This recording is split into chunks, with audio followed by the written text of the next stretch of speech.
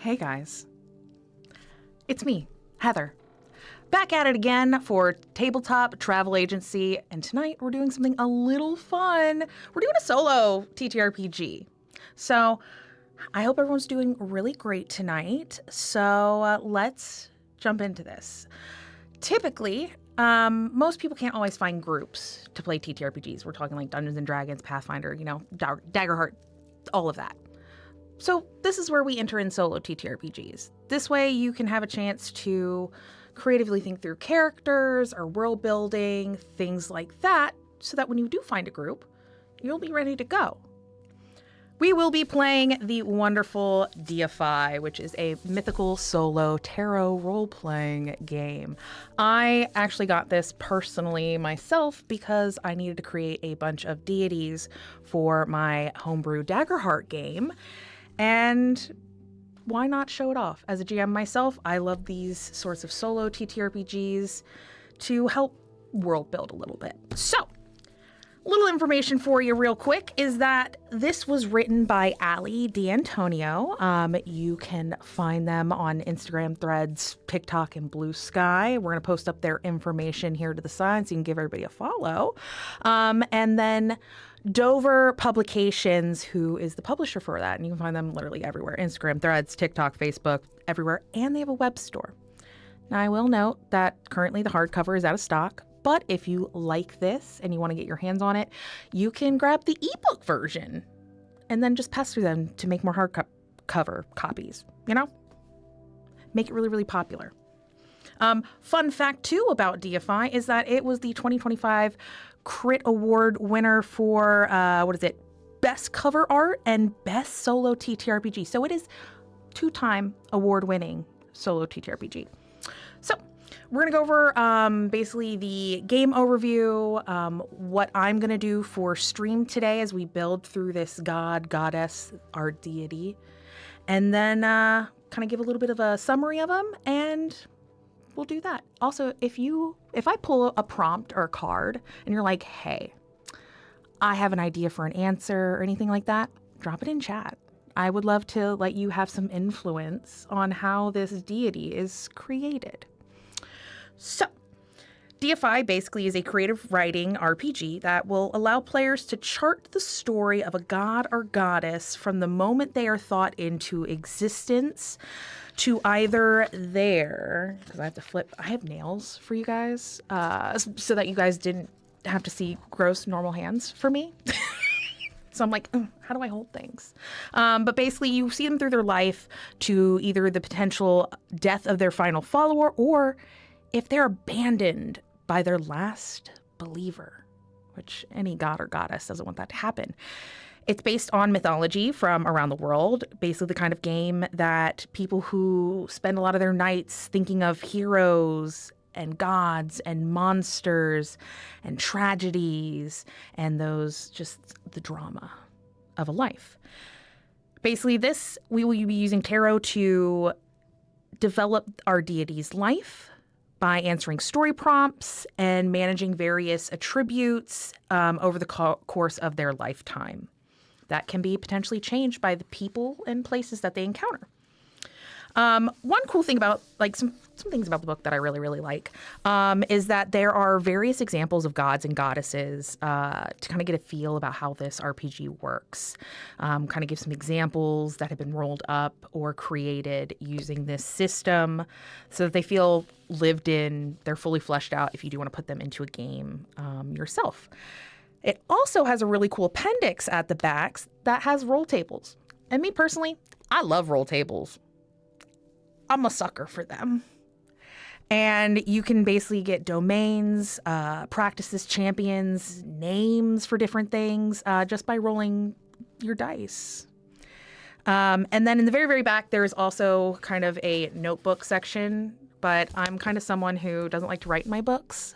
So thankfully, Dover Publication has a downloadable character sheet, so you don't have to worry about scanning or anything like that, so that you can just print it out at home and not have to write in your book for it. Now that that's done, let's get into some game mechanics. So this game is typically run by pulling cards from a tarot deck, which I will be using my fun Critical Role tarot deck for this one and going through prompts. But if you don't have a tarot deck and you just have, say, a set of playing cards, you can do that too. But you will still need to do like a random generator for your major arcana because that plays a big part in kind of shaping your deity's life. You want to split your deck into your major and minor arcana because you will be pulling and you don't need to worry about shuffling through and figuring out where those cards are. Basically, you pull one from the major arcana. Once you answer that prompt, you then pull 3 minor arcana cards and answer those prompts. Basically, you'll go through phases, starting with birth, which is going to be our full card. Then you move into their prime phase, where these deities are kind of at their prime, essentially. And that is the Chariot. Moving into their decline. This card scares everybody in the tarot world, which is the Tower. That's terrifying. Basically, what makes their deity fall out of favor with their worshipers or their champions or other gods. And then finally, to end the game, you use the world. This is basically where, either that last follower dies or just people stop believing in them. So let's go over a little bit more in depth about our major and minor arcana. Starting with minor arcana.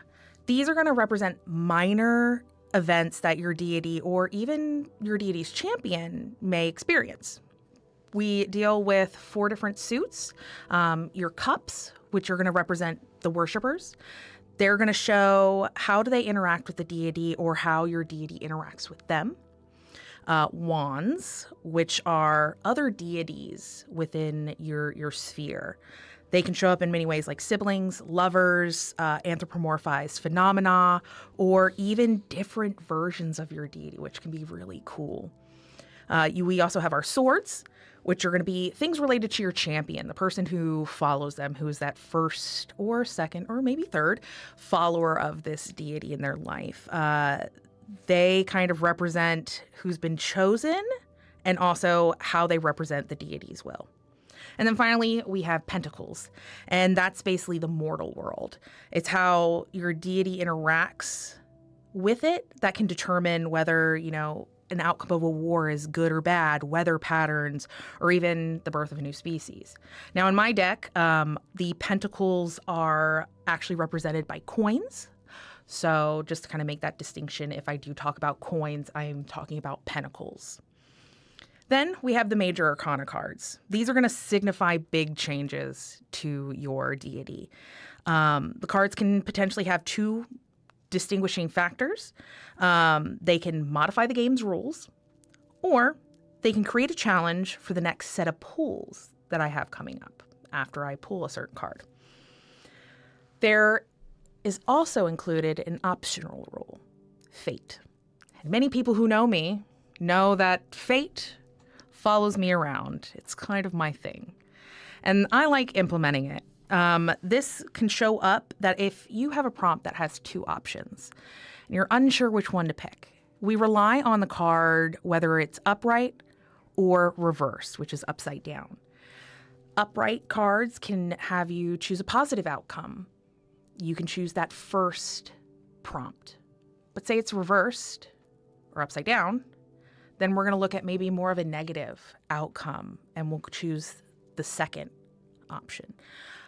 But that's to say, say you pull a reversed card and you're like, you know what, I like the first option better rather than the second one. You're totally free to choose whichever one you want to use instead. So we'll see how that goes. It might change. You all might, say, hey, I want to throw a wild card at you, Heather, and get wrecked. Because I love that. Throw curveballs at me. Now, for stream, we're going to go through the normal gameplay where we will start with each of the phases. I will start with the Fool, and then I will pull 3 minor arcana cards. After that, I will pull potentially 1 major arcana card, do a couple minor arcana cards before moving into our next phase, which would be our our prime phase. Rinse, repeat. We'll see where we go with stream in terms of pulling some additional cards so you guys can get a little bit of a well-rounded gameplay here. And then once we feel like things have been lived in and we get through our prime to our decline, we'll get to the ending and we'll summarize what has been done. So I did pull a little bit of information ahead of time to kind of really streamline this. So as we get started, we start with the Fool card, which is right here. Now the Fool is basically, as it says here, you are just a thought, but that thought is enough. You've been conjured into being. Describe your first worshiper and how they came up with your first practice. What were they thinking of when you were created? That becomes your domain. And then lastly, what do they call this figure that they have imagined? That name becomes an epithet. It's not necessarily their true name. It's something that they use and they refer to that deity to others. And then finally, that worshiper who basically brought you into being becomes your first champion. So I did a little bit of some rollies on the roll tables beforehand, and our deity, their true name is Solthea. Basically, that means invented or sunfire spirit. This is going to make a lot more sense once I get into it as to why I chose that name. And basically, their first follower, their first worshiper, their champion, was a noble within a matriarchal kingdom who basically was last in line. They handle the military. They are powerful on the battlefield, but most people in the kingdom and within other nobles and those within that line do not feel that she is fit to truly take the throne. She's too ruthless, but people don't know that ruthlessness, to quote Epic the Musical, is mercy upon ourselves. This is something that protects you, that you have to do what you need to do, but you can still be a kind and just ruler. So one summer evening, she's out on a battlefield. Things are looking difficult. Things are looking tough. And it's almost as if all hope has been lost. But suddenly, out on the hill, they see a light. Shining, it's taking on a figure of a woman. And this light signals that just because it's so dark, we can still push forward. And maybe they heard something in their mind from this deity of, I am the light of the new day. Press forward and I'll protect you. And just that happens. And since then, this first champion, their name is Azira, which their name means fighter and brave, was protected in this light of summer, that radiating heat. And because of that, once the battle was finished, came back to the kingdom, they found that people started respecting them a little bit more. We see this new deity that kind of came into being represented in new weapons that were forged. So this is kind of going to become our, what we like to call, because I have it written on my other sheet, this becomes kind of the first practice of representing this deity, is we have dedicating weapons, especially forging them.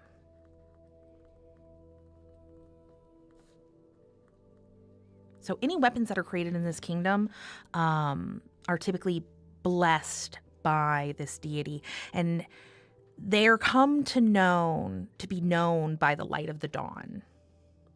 So that light of the dawn becomes an epitaph. So I'll put that right here on our sheet. And my pen doesn't want to work. Such is life. So that will be there. They have dedicated in the weapons, and through the battle, some symbols come to be represented by this deity. One being the blazing sun. Let's see, I know I can have it here. Actually, where are my symbols at? You know, we're going to throw them over here. So we have our symbols, which is going to be a blazing sun. Cross swords for battle.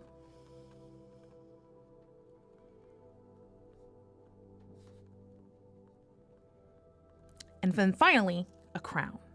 And the crown is important because the matriarch of this kingdom does eventually pass away.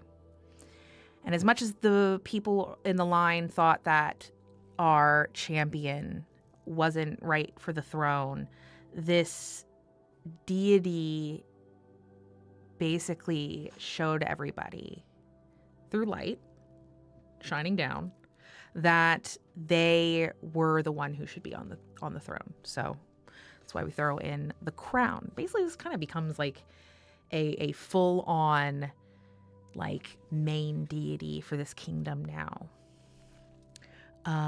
And the domain, while we would think war, we're going to start their first domain being summer. Because it was the heat of battle, that summer time frame that took over. Now, at any point, some of these domains may change, and we'll kind of get into that. So we have our epithet, we have our practice, we have our domain. We also have a sacred place, which will be our battlefield, too.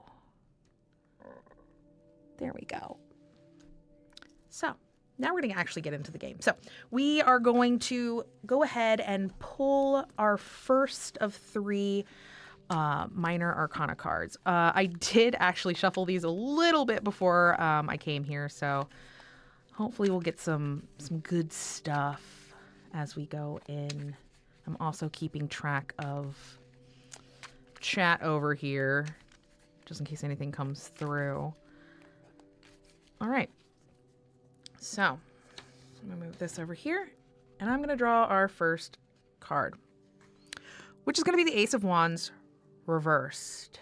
So in the book, each phase is separated with different prompts. So we will go into our birth phase here. And then I'm going to go ahead and find Ace. Thankfully, it's the first page. And Wands. The prompt is, though you are at the beginning of your creation, other gods are not. Describe the first god you meet, other than this deity. What are they the god of? What is their name or epithet? And what is your relationship with them at the start? Personally, I think the first god, our deity, our light of dawn meets, is probably the god of war. That makes a lot of sense. They first meet a god of war. And it's not Kratos, guys. Now, they're god of war. What is their name or epithet? Also, Heather, good producer Heather, if you also have any ideas for fun epithets, I might roll on the roll table. But you know, if you have ideas too, throw them at me. Let's see what we have for our roll table over here. This is the one thing I did not tab was my roll tables. Mortal names. Tabbed it. I know. I tab everything. Also, producer Heather here. I mic'd this time. Let me grab some dice, because that might be kind of important now that I'm deciding to roll things. Actually, where are the new dice I just got? I got some new dice. We'll use them because they surprisingly matched. Did I get them all? There we go. Yeah. Okay, so we have epithets here. There are 40 of them. I could roll a d20 twice, but I've been rolling d100s, and if I get above 40, I just keep re-rolling, kind of like the deck of many things. Let's see if this will even match. Oh my gosh, I got under 40 for the first time. When I tell you I rolled high at home making these. So 22, does this fit? 22, tall as a mountain. Well, war could be tall as a mountain. It could be his epithet. You know, mountains stand strong. There could be a mountain that protects or surrounds a battlefield. Let's roll it a second time just in case. I like options. Oh my god, 20. I'm about to play Call of Cthulhu with this. You know, wait, 26 is that's our purview. That's our epithet. Dawnbringer. We're not going to do Dawnbringer with this one. Let's see. One more time. All right. We're going to go with Tall as a Mountain because I kind of think that's fun. They're going to be known as Tall. Where is it at? Tall as a Mountain. And I would say even this god in their form probably is huge, right? Big, strong, you know, something unmovable like a mountain. That makes sense for war. I have an idea. Hit what me. about the standing mountain? Ooh, okay. So our god of war is the standing mountain. Okay, love that. Perfect. So they meet this standing mountain. And when it comes to a relationship, I think initially they'll have some kinship, right? This god of war probably was there watching things as gods do. They may not want to interfere with against mortals, but maybe they were watching and this kind of was a surprise for them. I think there's a kinship there. Maybe not necessarily like it's not family, but there's like friendship. Like they can work together. Maybe a professional business relationship. Apprenticeship? Ooh. Like master and apprentice? Because not necessarily that's their full purview, but like they're adjacent to it. Learning a little bit more. They're tied together. Okay. Apprentice. And friend, we'll say. They're friendly. They're on friendly terms at this moment. We still got a little bit to go. So they meet a god. I fully believe that one of them is going to betray the other. Oh, Joe. Hey, who knows? The cards you're going to put that bad juju on me. We'll see what happens. You know. So that is our first card. We're going to go ahead and draw our second card, which is going to be the Knight of Cups. So, am I still in birth phase? No. The Knight of Cups. So, our prompt for this one is going to be, it is clear that a common aspect of human culture is marriage. I got this when I played this the first time on my own. Some of your followers wish to bind themselves in matrimony, but they have no tradition to do so. Look at these people getting all willy-nilly, binding themselves together, but there's no marriage. Gosh. So, we will gain a practice related to marriage rituals. And we're going to describe the marriage traditions at the earliest moments of our faith. Maybe the master and the apprentice get together, and that's why we have marriage now. Oh my gosh, practice. All right, wait. Practices. Dedicating weapons. We now have marriage rituals. All right, I see you buzzing over there. Battle. They fight. Oh my god, fighting, or they have to give each other a weapon, because who doesn't want to get a sword on their wedding day? So the reason why I say battle is because you put like the sacred place, the battlefield. Being the battlefield. Love is a battlefield. So, as someone who has love as a dagger tattooed on me, what are the odds? Oh my god. Fate. Fate. I told you guys. They fight. Battle. Okay, so they have to fight to show. Oh my god, what if someone dies? I guess they're not. You can't be married. But yeah, well, then you weren't meant to be, because fate. You know what? Love it. Absolutely. That is the marriage tradition. You have to fight one another, and if you fail, obviously you guys weren't the pair to be.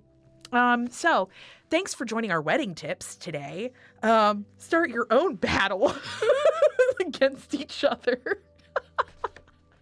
Show true love with a battle. If you kill them, whoops. Move on, you know? I love this. So weapons and battles. So there's just like So there's like a lot of actually really cool things with that, because like if you can make it through like an actual battle with like holding yourself back to not hurt the person. Yeah. Like there's a whole bunch of like actual things. It's a little that back can go and into forth. That. Yeah, because it's like a dance. Oh, we're not even dancing at weddings anymore. Guys, just fight each other. Hi, I'll plan your wedding, guys. Let me plan your wedding. There will be lots of swords. I'm not just a TTRPG creator. I plan weddings now. Well, that was pretty simple. I think that's funny that I've gotten this a second time. This is my second playthrough for this. So we're gonna pull our final minor arcana card for this before we go into another major arcana, which is gonna be the, hey, speaking of swords, I got 7 of them. I got 7 of swords. Yes, I was about to say, giving swords are actual practices. Absolutely. So I need to go find the 7s because I can count. 7 of swords. Ooh. So this prompt is, many champions are strong, brave, and courageous. We've been just talking about this. But there's another value almost always forgotten. Cunning. I mean, yeah. A new mortal has intrigued you through their shrewdness. What did they do to catch your eye? We're going to gain a new champion along with a new domain, practice, or epithet to reflect your new affection for those who will do anything to gain advantage, which is really interesting after I showed my tattoo because it's tied to Loki. We love a little bit of trickeryness here. So, oh man. So we need to create a champion. Basically, we just need to come up with a name. There is a roll table, guys. There is a roll table. I call this follower Loki. I'm not. This one's actually a D100 roll table, which is super rad.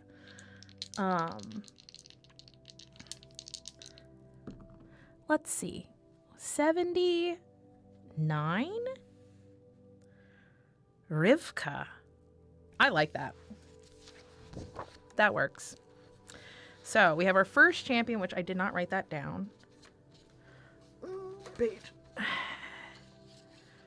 So our first champion, this is the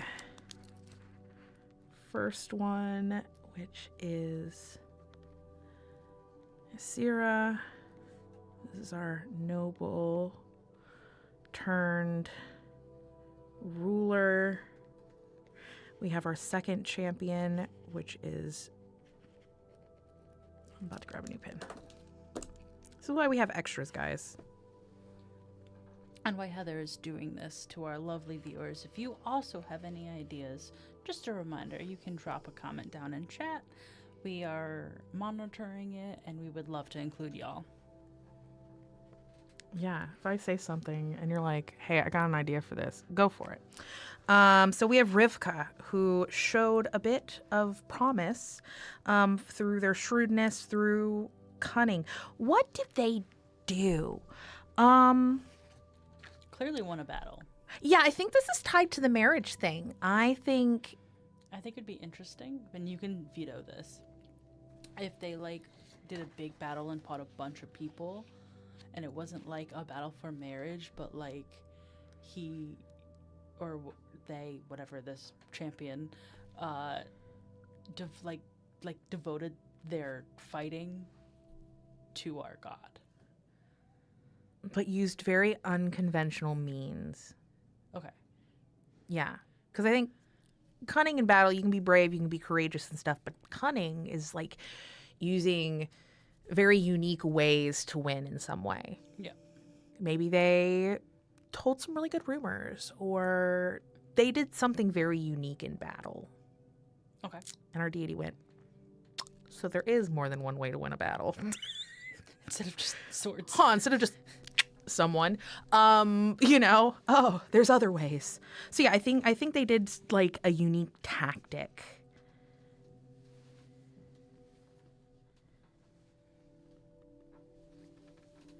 Okay. And so our deity went. Actually, love that. So now we get to choose a new domain, practice, or epithet. For this one, I could see us potentially taking on a new domain. Mm-hmm. This could be trickery. Because I don't necessarily think, because we have dedicating weapons and marriage rituals as part of our practices right now, and I think that's like cool right now. Or we could give them another epithet. I think a domain makes sense. I think a domain would be really good. What about life? Chaos. Or chaos. I don't know. I'm feeling like trickery as a domain, just because that's cunning. Mm-hmm. Summer, trickery. It feels right, you know? And here's the thing. They could lose a domain. One could be lost if need be. Okay. So that is our first set of pools for our birth phase. But I'm going to do one more Arcana pool just so we can see. We're going to do one major Arcana, and then I'll do like maybe one additional minor pool for that one. So we have these for our first ones, and I'm going to set these off to the side. And even though I did shuffle these earlier. Follow on Twitch. Heyo, thank you, Twitch follower. The best NPC is the follower. Are you truly the best NPC? Why does that sound like my husband joined Twitch? I don't know. It's. Anyways, thank you for the follow. Thank you. Just the username made me go, huh. All right, so I shuffled these kind of sort of decently. Let's see what our next major arcana is. Strength. Oh, it's Yasha. It's Yasha. And perfect. Swords again. So this deity just really wants to fight. I'm channeling something right now, and I don't know what it is. So this is going to be like a major thing that kind of happens with our deity. I was like, I skipped a page. Where are we at? Burr, burr, burr, burr, burr. Strength. Here we go. Okay. God, ow. So this one says, as you feel yourself getting stronger and more comfortable in your divinity, you feel your physical form changing to meet it. You begin taking on attributes that are less human in nature. Okay, what are the odds? What are the odds? Okay, with the artwork on this. So you begin taking on attributes that are less than human in nature. Maybe a pair of wings or scales all over your body. What changes in you, and how do your followers react? Alter your description on your character sheet to reflect your new appearance. That's wild. That matches Yasha really well too. That's so wild right now. Fate. I do love swords bards. I also love blade singing wizards, swashbuckling rogues. Plan C. We'll plug that later. If you want to watch me with someone, I'll plug it better later on. But hey, if you want to see me dealing with swords, I mean, roleplay and see. So do we think like maybe they take on wings? Because I mean, I like the Valkyrie. yeah, that whole battle feeling, because it talked about scales too, and I was thinking, okay, like trickery and like snake like stuff, but I like the wings. I like the imagery that we pulled for the card, and like that Valkyrie, that wings. I feel like I'm playing my Valkyrie D&D character that I used to play. I have a thing with wings. Okay, so appearance. This one I had basically glows from within, but mostly from the eyes.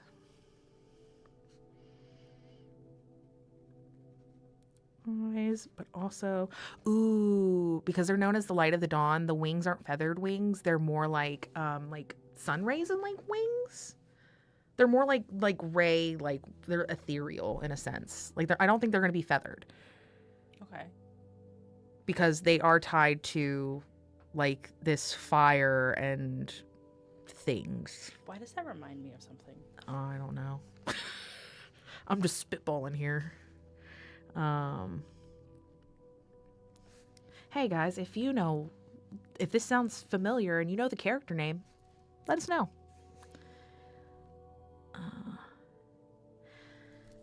Ray? I'll know what this means. It reminds me of Mercy from Overwatch. I had to literally. So I don't want to be Mercy. So this is how I had to look this up on my phone.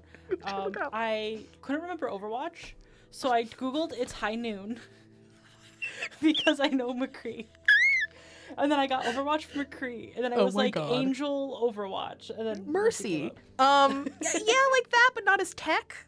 Yeah, that like Mercy.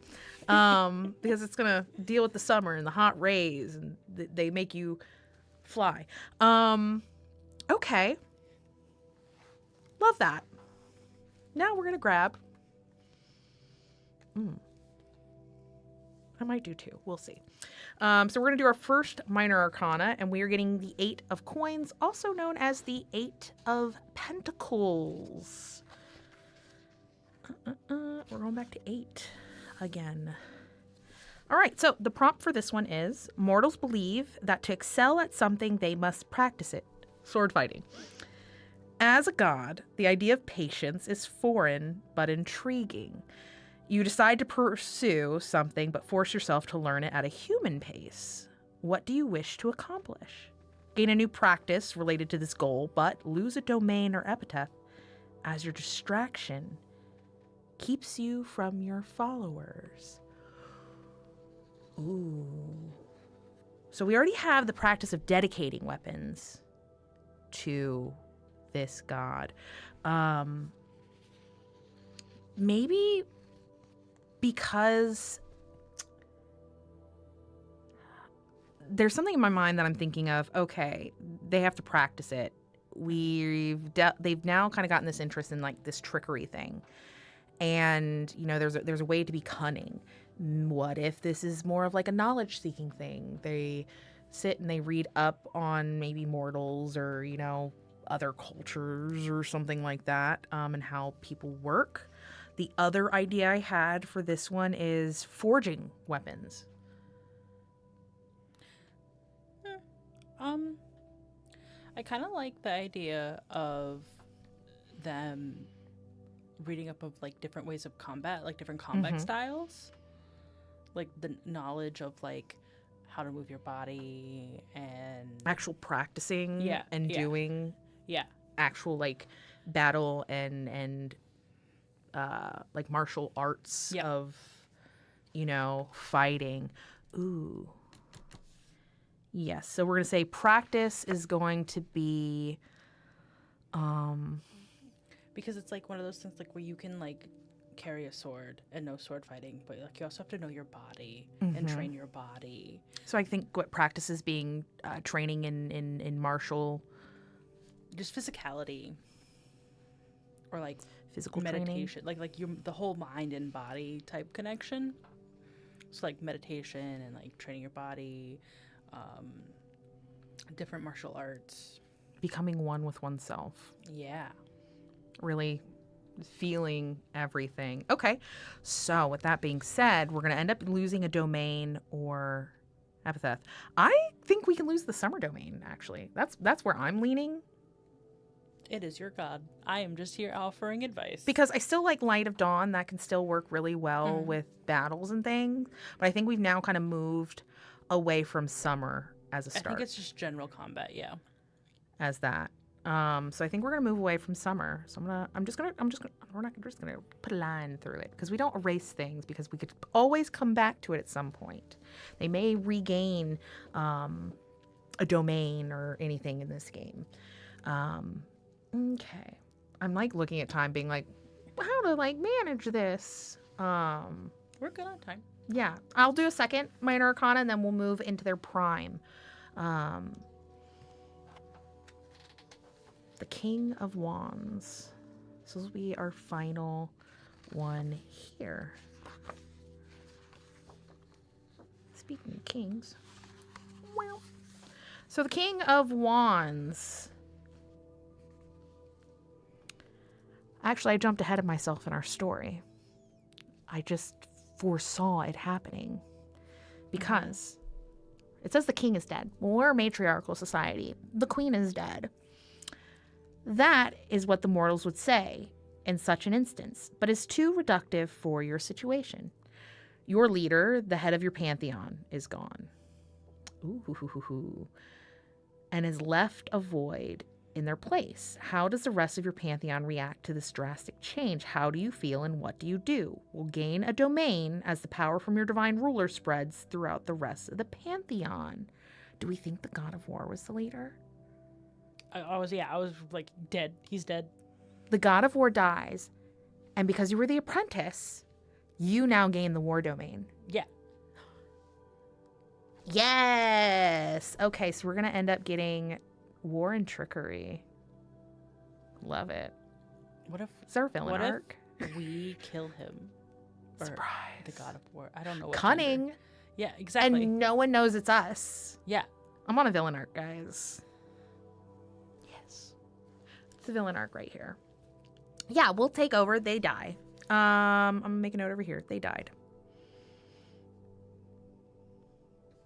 Because conquest and war and stuff, like, that makes sense that, like, maybe they were the head of this pantheon. So now we take on the war domain. How that happened? Who knows? We just got really good at our job. You know? So. You know what would be really interesting? And, like, this type of setting is, like, you're only as powerful as the amount of followers you have. And we gained so many followers that the original, like, head got so weak that they just died. Yeah, just the power went and away. The cunning comes from, like, you actively trying to get power by getting more followers. Now follow me now. Ooh. It's all coming together, guys.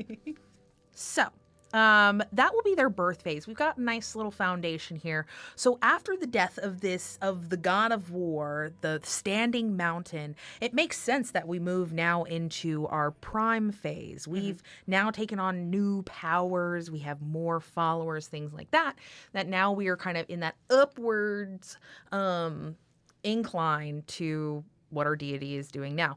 That moves us into the Chariot.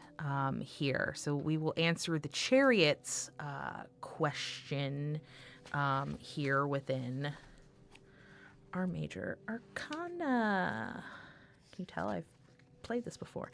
So the Chariot, it says time has passed since your birth, perhaps eons, perhaps moments, but you have become something new. The cards have already decided that. We have become the mountain. We are now the mountain. A very slippery, sloping mountain because that's where the trickery comes in. So, you move from your birth phase to your prime phase. We get to either acquire a new domain, epithet, and practice. And we may either keep our current champion or select a new one. Ooh. The cold mountain. Or like the icy mountain. Light of Dawn.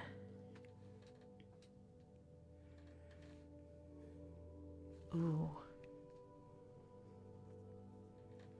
I was like, tell me why my brain was like, what do they call a mountain before it becomes like a mountain? I was like, a hill?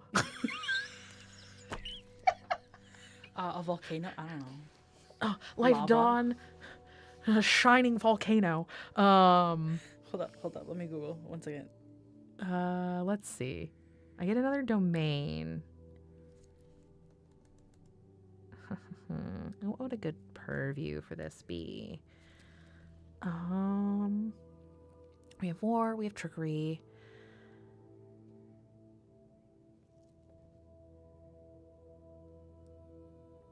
I was like, a stone domain. Oh, earth. Like nature? Ooh. Because battlefields, mountains, Yeah. the things were things. I'll put nature.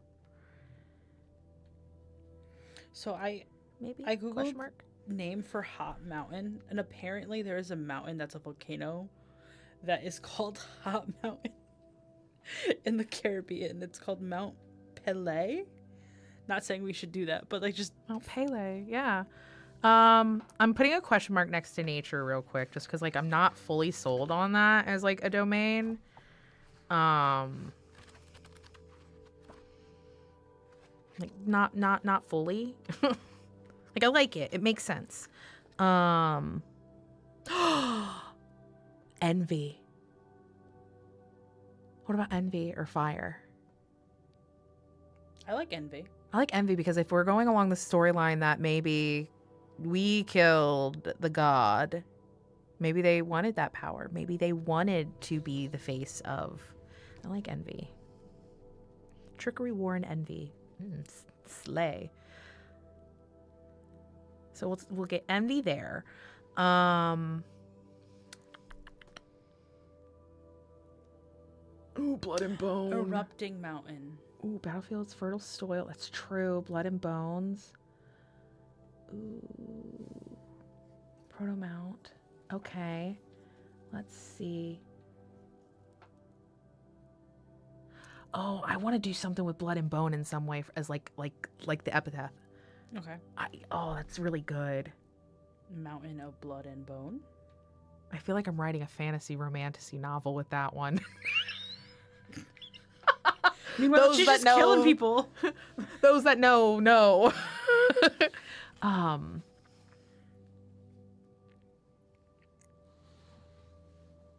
don't know why. Oh, people are talking. We got people.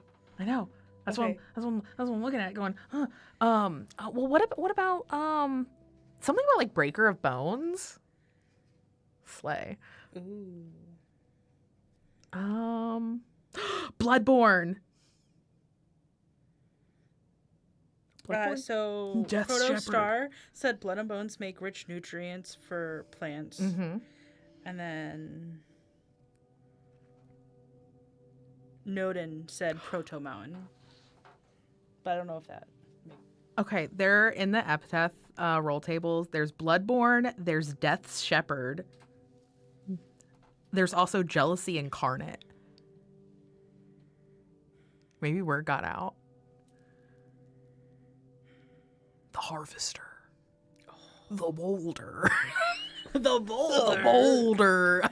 It's stuck in my... Follow us on TikTok. Yeah, there's some good stuff coming out soon. Oh. The coming silence in terms of like death, battle. What is the silence that happens afterwards? Yeah, I like that. Envy is thematic too because war is often caused by the desire to possess something.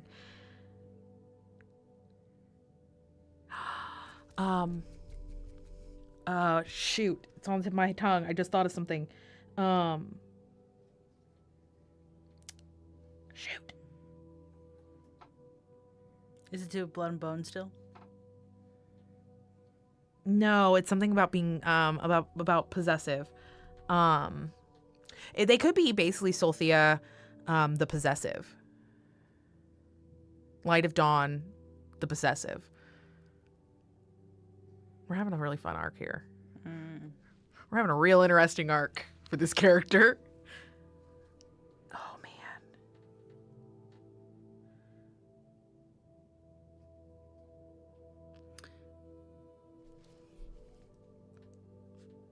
See, this is where it like takes time sometimes when something comes up. The owner of light. Okay. Or I'm like- either Oh, the devourer of light.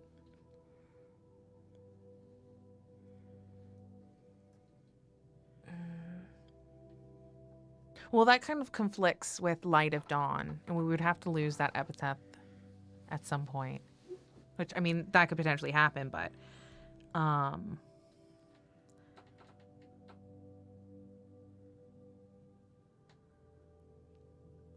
feel like I have like the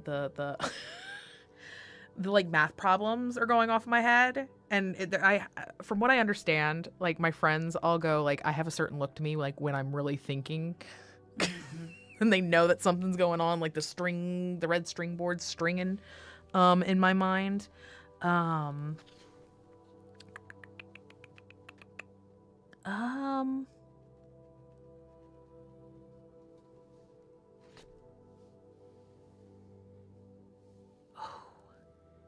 don't know. I'm either sitting on Breaker of Bones.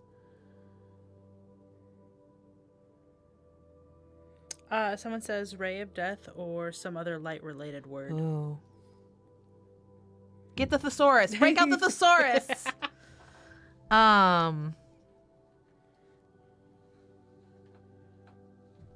Ooh. What if they're the Herald of Death?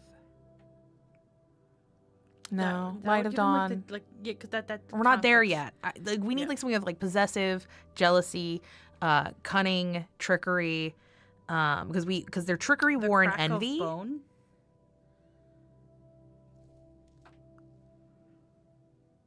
Ooh. Because like that's a sound that you can hear, and it's kind of visceral, which is like where we're leaning to.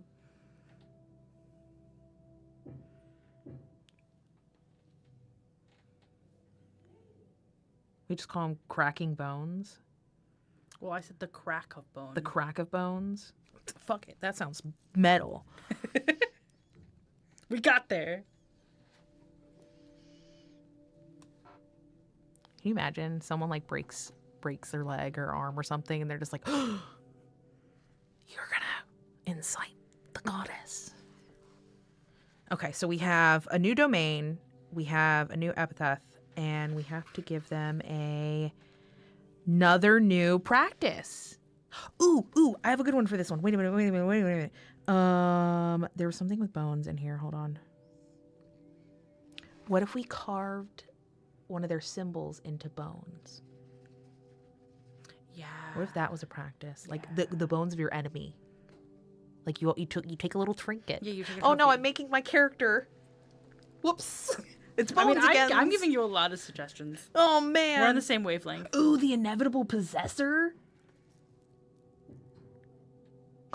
Okay, I'm gonna put a pin in that one, because that could come out. We might end up having to get another epithet at some point, and I love that.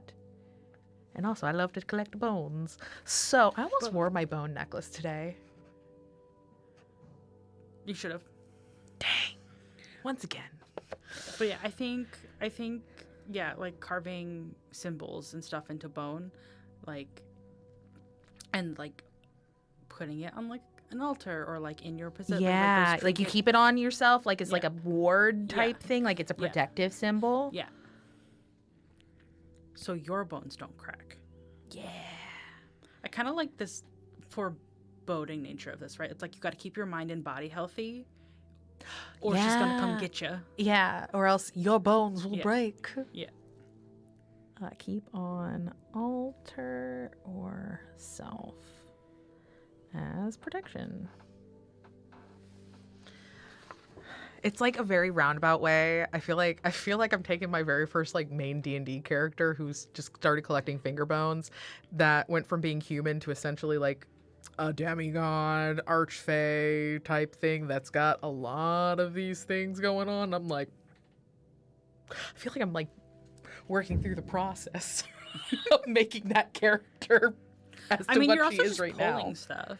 Right, I'm pulling. That's the thing. It's you know how we say the dice tell a story. Mm-hmm. the cards are telling a story right now. Well, that's tarot to a T. Like, this is so fun, though. Okay, so we have all 3 of the new things we needed. So now we get to move into the prime phase. We get to move into this section of our prompts. So, I'm gonna shuffle again because I don't know, I'm feeling it. I'm feeling it for each phase we shuffle. We should have brought clear quartz to like cleanse it each cycle. The cleansing is me and the vibes. I only use these cards when I do TTRPG things, so I've only, like, most of the time I use them. I've used it for this, my first time playing, and I have a whole spread for figuring out, like, a character, their motivations, kind of what sets them on their path. It's great for doing, like, backstory things. And I did it once for some characters I've already played, and the cards I pulled were, like, I was like, okay, odd. I've already played this character, but these are lining up to kind of what they were dealing with. That feels right somewhere. Okay, so I'm going to do 3 of these. We're going to do the first of 3, which is the 8 of Wands. Oh, easy. So we have: the other gods have noticed your desire to see more of the world around you and engage with it thoroughly, and have appointed you as their official messenger, the Herald of Death. Describe your first journey and gain an epithet, the messenger, or a domain or practice related to delivering messages carved in bone. Can you imagine? That's so threatening. So threatening. I get this vibe where, like, the followers of this god are like, if we keep ourselves healthy, like mind and body, we will be protected. Mm-hmm. If we don't, the god will punish us. Right. It's very like, if we do what they want, we'll be good. And it's yeah. Well, and it also says, you know, I mean, it's very vague because it says the other gods have noticed your desire to see more of the world. Well, is it in a good sense or is it like a conquering sense? I would think Trickery can play in that, oh yeah, I just want to see the world. But truly it's that conquest. Yeah. Instead. Mm-hmm. Thus, you know, getting maybe yes, you're a messenger. Hey, we might gain death as a domain at this point, at some point, because I'm seeing, you know, the first journey is probably something of conquest. That's kind of feeling right with what we have here: envy and war and trickery. Probably lied to the gods. I mean, we lied once before. So yeah, I think it's more of seeing the world in a conquest sort of way. And like, what do we mean by world, right? Like, is it like the godly world? Or is it mortal world? Exactly. Like, are we trying to get more followers and like conquer whatever world this is? Or are we trying to actively take over another domain? Yeah. In like the godly world. Yeah, because Wands is the one that involves other deities around you. Yeah, I think it's something involving conquest, whether it's mortal realm or something underlying within the godly realms. There's this conquest nature to it. So we could take on another epithet, just the messenger. That is a very vague term. Or we can get a domain or practice, which we have a shit ton of practices. I don't want to add another practice just yet. I could... Why don't we take on the epithet, the messenger? That's like imposing, but like the messenger could be, because it's either we have to take the messenger or do a domain that's related to delivering messages.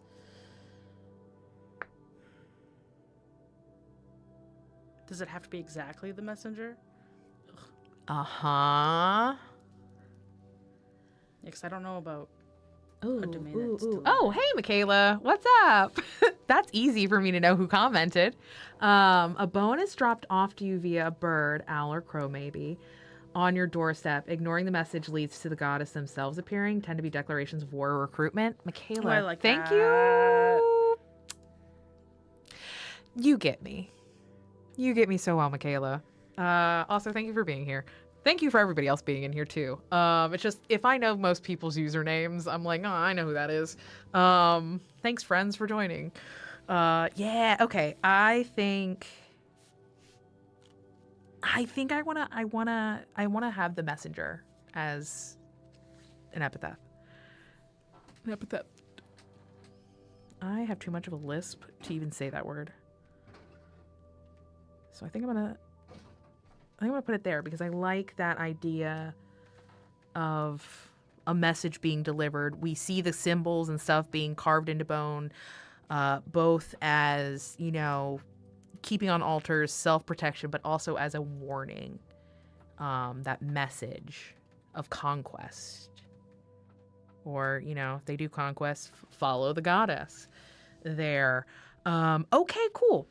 We're going to move into our second of 3 minor arcana pools, which is going to be the 10 of Cups. So many cups here.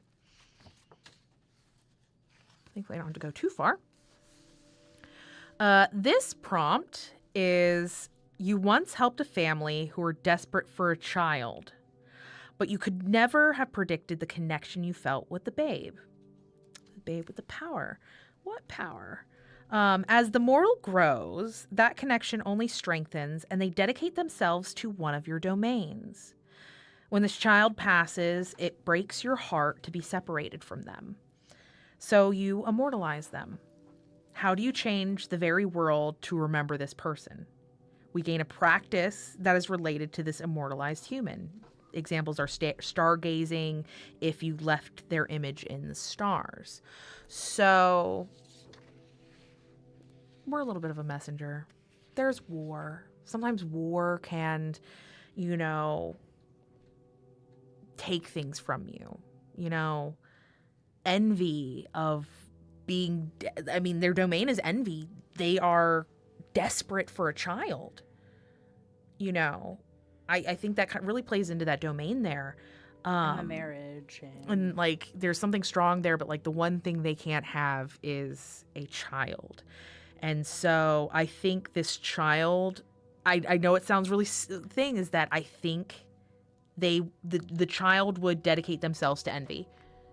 They were a child that was so wanted and so loved and so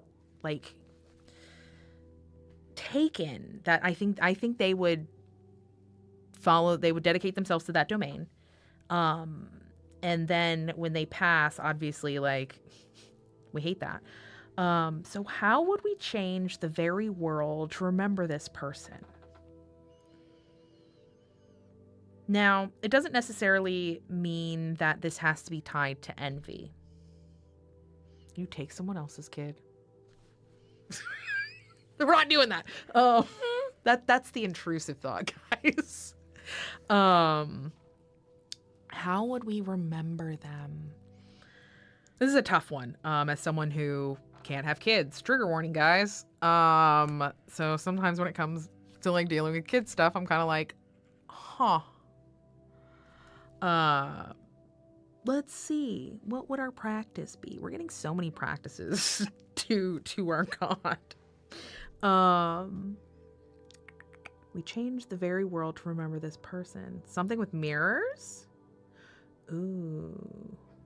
Something with mirrors. Envy, looking in a mirror, wanting something so bad. I don't know how that connects to a child though. My brain was is it, we say your want to a mirror 3 times, it's giving very Bloody Mary. Ooh, you speak your wishes, the thing you're most envious about. It's manifesting. Affirmations. It's manifesting, affirmations. You have to say it 3 times in a mirror, the thing that you want. Yeah. As a manifesting thing. Yeah. We got there in a very roundabout way. Thank you. Protostar. I have to read. I don't want this to be was like Proto-Star. It's far off for me to look. But thank you for that suggestion. That's actually kind of brilliant. So we will have looking in a mirror. And stating, because I like 3. It's a good number. 3 times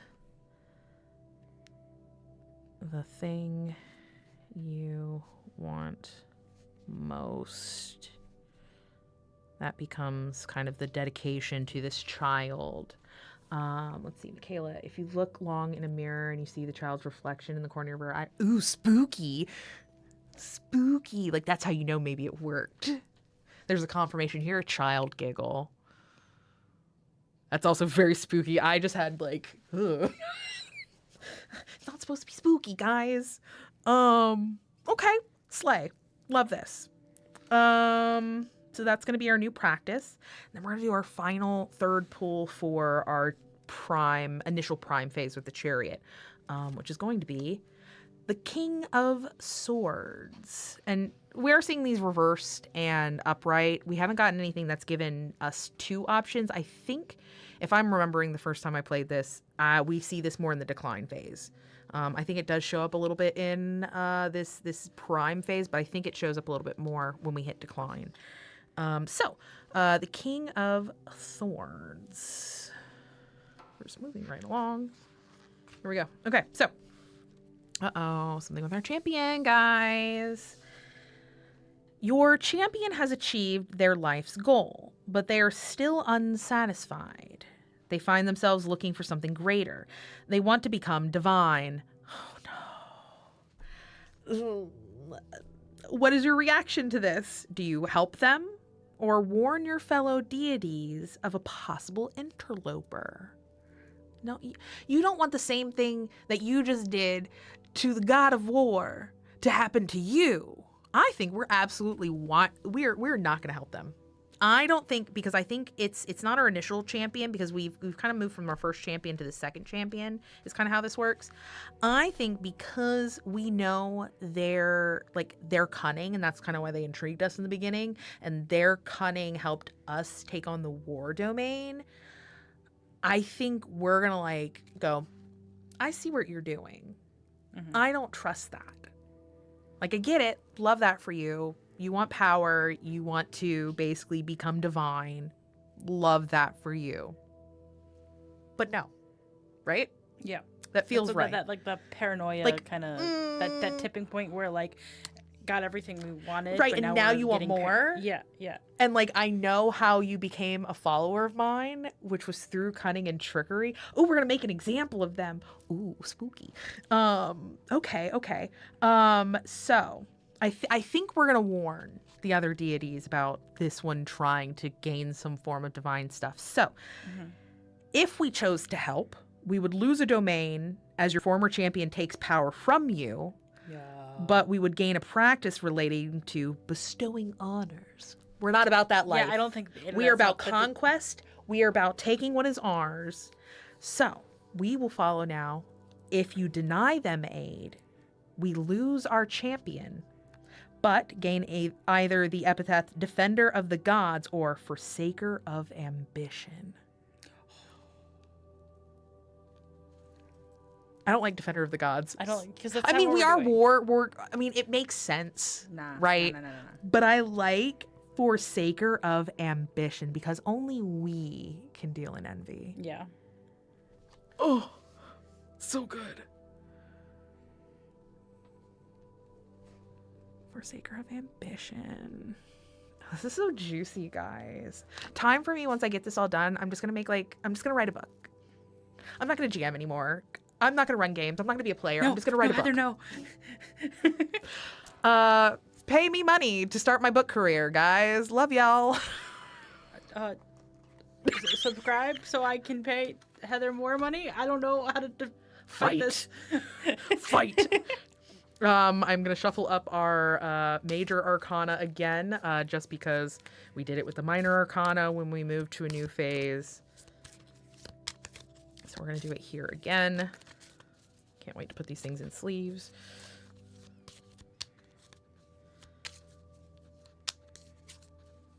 One more. There we go. Okay. So we're going to do our major arcana, which is going to be the lovers. Marriage again. Ugh.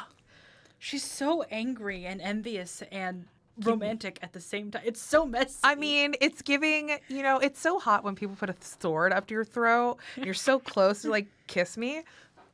I love it. Yeah. Her downfall is because she falls in love. God, it's my downfall. Ugh. Emotions. I hate it here. Okay, so lovers. We're gonna go back over to our major arcana, and figure out what the lovers have to say. So, the lovers. Oh.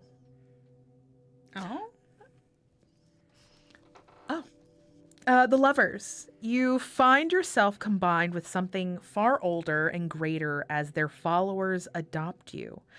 Describe the god you are conflated with. That means in a relationship with, or at least into them.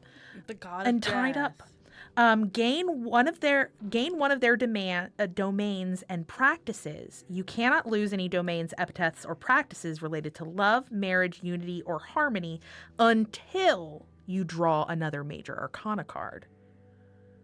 The god of death. I do really love that. Because we've already been dancing around death. We have been dancing around death. And so, like, her falling in love with death. Falls in love with death because it's beautiful. Oh my god, it's a dark romance, guys. I love it here. Love it. Oh my god, I'm getting everything I want out of this. Yes. Hell yeah, guys. So domain, death. We could do something really, really sweet as a practice involving like either very Viking-like whoever, and it's more so for females because this is a very female-centric kind of thing. Is like, say if the woman, femme-presenting person, dies, the other half has to basically die. So you go with Romeo them. and Juliet. I mean, it's beautiful, right? That's tragedy. Does it? Or maybe something about you have to create maybe a weapon of some sort. We've done that though. Well, that's dedicating weapons. Okay. We haven't done anything with forging of I have weapons. an idea. Okay, what are you thinking? So, what if it's like you go out and you hunt like a animal, like a meal, like you, they because it still involves death. Okay. But it also comes like the cycle of Life. Right? Because it's like you go out, you go and hunt and kill a animal or whatever to eat, and prepare a meal that you eat, which then helps with your life cycle. It also leave the bones. Yeah, You put the bone. You bury the bones with them. Because it's you kill the animal. It's got to be an something with the avian. bones. It's got to be something that can travel. I think it's got to be avian because it's the messenger side of things. Oh my god. Because my thought process is like, if you go, you hunt the bird, you do something with the bones. You also then eat it, which replenishes your body, which goes into what we've talking about, like Life and rebirth, and also like keeping yourself, body, bodies and mind. physically. So it's like the both war death side. from death, but also like the bones and the keeping yourself healthy. Protostar said you forged something from your loved one's bones. That's sick as shit. That's so hard to do because the bones. Maybe you inlay it into like a hilt or something. Maybe. I love that though. But I do like the idea of also like it has to be an avian. Well, what's the birds that are typically associated with death? I mean, vultures, but also crows and ravens. You take one, eat them. You bury the bones with Your loved one. your loved one. Yeah. But the bones have the carved symbols of the deity. Yeah. Both deities. Yeah. Yeah. I think that's what we're going with. It combines both death and... It combines all of it. Yeah. Yeah. Oh no, not again. It's birds. Hey, if you're any of my home players that end up watching this back, I'm sorry. always bring it back to birds, guys. I'm bringing it back to Protostar birds. does like the eating the meal better. You know, I mean, I do think it's so metal to forge something from your loved one's bones. That could still be on the table. We have a bunch of things pinned because I'm still like looking at the invadable possessor. We have lots of good. You guys are so smart. Oh my gosh. Keep showing up to streams. Like, Crow Raven. comment, follow, subscribe, all those things so you get Meal Crow notifications, ring the Raven. bell. Or else. You might wake up the next day and find a bone at your doorstep. Wouldn't that be wild? Kyle would be so proud of you. I'm the one who started it. Kyle wants us to be threatening for some reason. I just like to be threatening anyways. Like, I'll do charity streams, and I will threaten all the people in chat being like, you better donate. Oh, And then we get into okay, donation wars. So we have to... I forget what the subscriber amount, because I want to do charity streams, but if you want to do them on YouTube, you need, like, a ton of subscribers. Well, It makes me sad. we also have Twitch, so. Yeah. Also, I have ways to do around that, so charity streams, we can put a pin in that. I know how to do that. Everything back to the Raven Queen. Exactly. That's my lady. That's Raven Mommy right there. That's Raven Mommy. Everything goes back to the Raven Queen with me. Or the Morrigan. The next thing you're going to draw from the major is going to be, like, Vax. Can you imagine if I pull the Hangman? That's Vax's. It's the Hangman. I know his card, and that one does have the Raven Queen on it. It's a beautiful... I almost brought my Raven Queen mat instead, but that's sitting on my computer, so... Once again, I have so many things that I was like, oh, I'm gonna bring tonight, and then went, no, don't bring them, and yet here we are. Okay, I think I should be able to pull 2 more minor arcanas before, like, we do, like, a halvesy break type thing. Potentially. Potentially. We're getting close to the half-minute mark. Or, not half-minute, half... The halvesy point, so I can get up and maybe eat a cheeseburger. You know, I must consume things for my loved ones. So we're going to go ahead and do our first pull for our second round, which is going to be the King of Cups. I just want to make sure that I'm good. So we have our domain, we have the practice, and I cannot lose any things involving love, marriage, unity, or harmony until we get to the tower. Okay, so the King of Cups. Oh, look, I'm back. Right? I'm in the right section. Yes, okay. All right, King of Cups.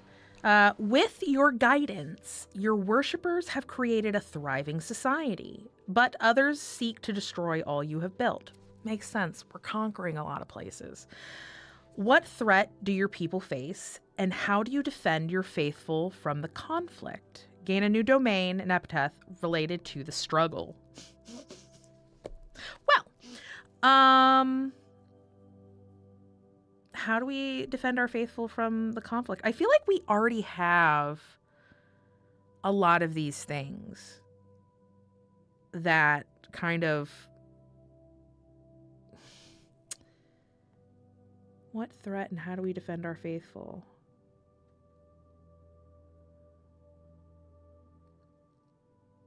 I might pick a new card because a lot of what we have already, like, I mean, that's almost giving, like, I would look at someone and just be like, oh no, skill issue.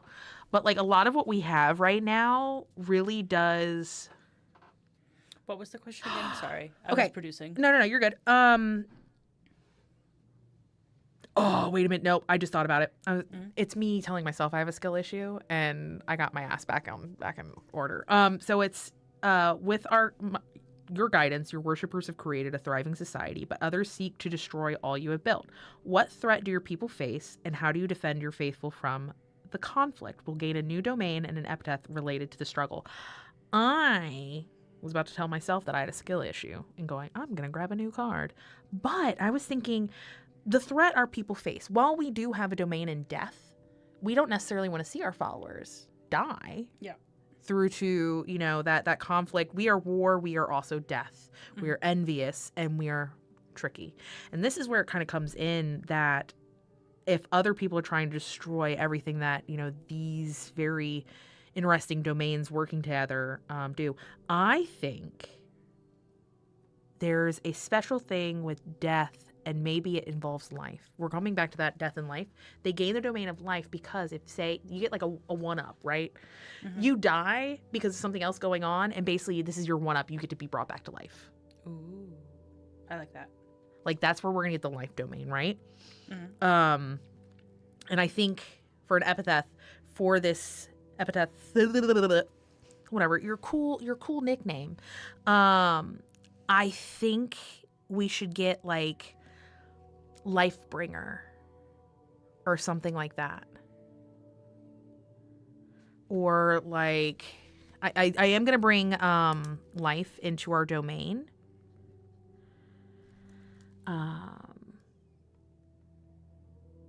If they wield a weapon made of an ancestor bone, you grant them increased protection and wards. Ooh. Okay. Thus, protection, life. Like, you get like a one-up, whatever. We're gonna now have life and death in our domain. But what do we have over on some of these?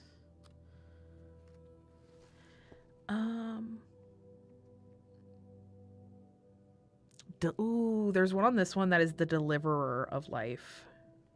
Okay, because my brain, I was Googling, and I saw progenitor, and I was like, oh, but I wasn't sure. I was trying to think about how to make that work. I like deliverer of life, or even, well, no, I don't want to necessarily do the grieving one.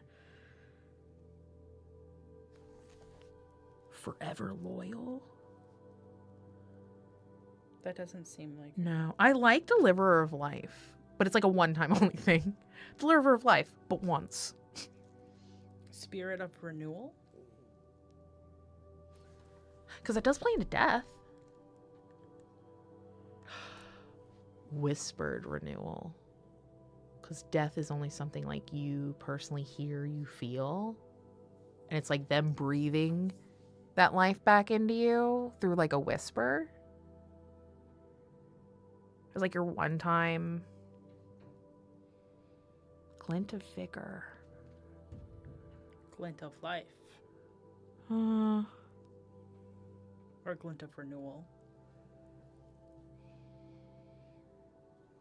Ooh, chat. Glint of vigor.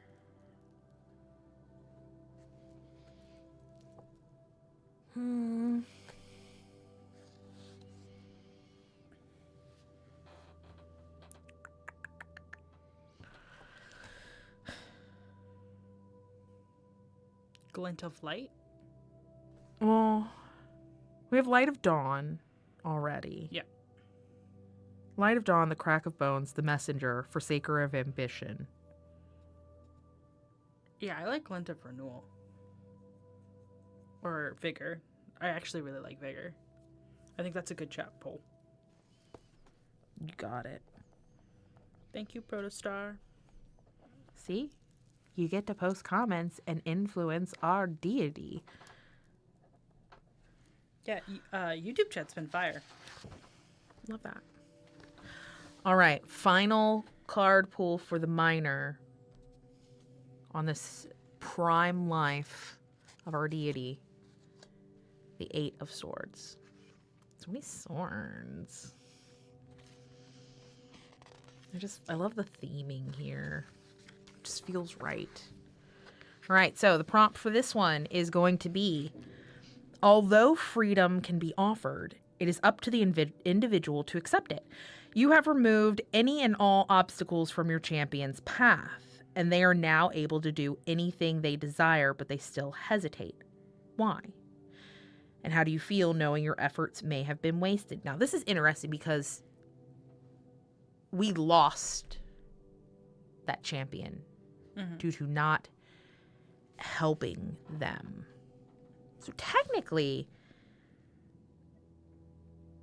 we don't have... Well, we didn't lose our first champion. We didn't lose our first champion. Let that be known. We lost our second one. So, this is that noble turned ruler. This is our first one. The obstacle was helping them conquer, at least take over, the throne in the kingdom. They're now able to do anything they desire, but they still hesitate. Why are they hesitating? And how do you feel knowing your efforts may have been wasted? Maybe they're paranoid. I was gonna say fear. There's a fear there that, yes, now they have all of this. They're hesitating because we've given them everything that conquering. We follow them through the battles, through things like that. Maybe they're scared of us. Ooh. They hesitate because they're worried. Fearful of us. Yeah. And it's almost like we gave you everything you wanted and now you're afraid of us. Yeah. Okay.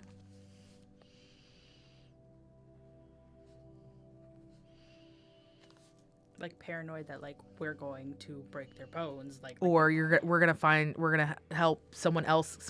Yeah. Say another group is devoting themselves as worshipers to us, and their devotion may be stronger. What do we do then? Exactly. Michaela says they fear your wrath and envy. Because we might be envious of other people at this point.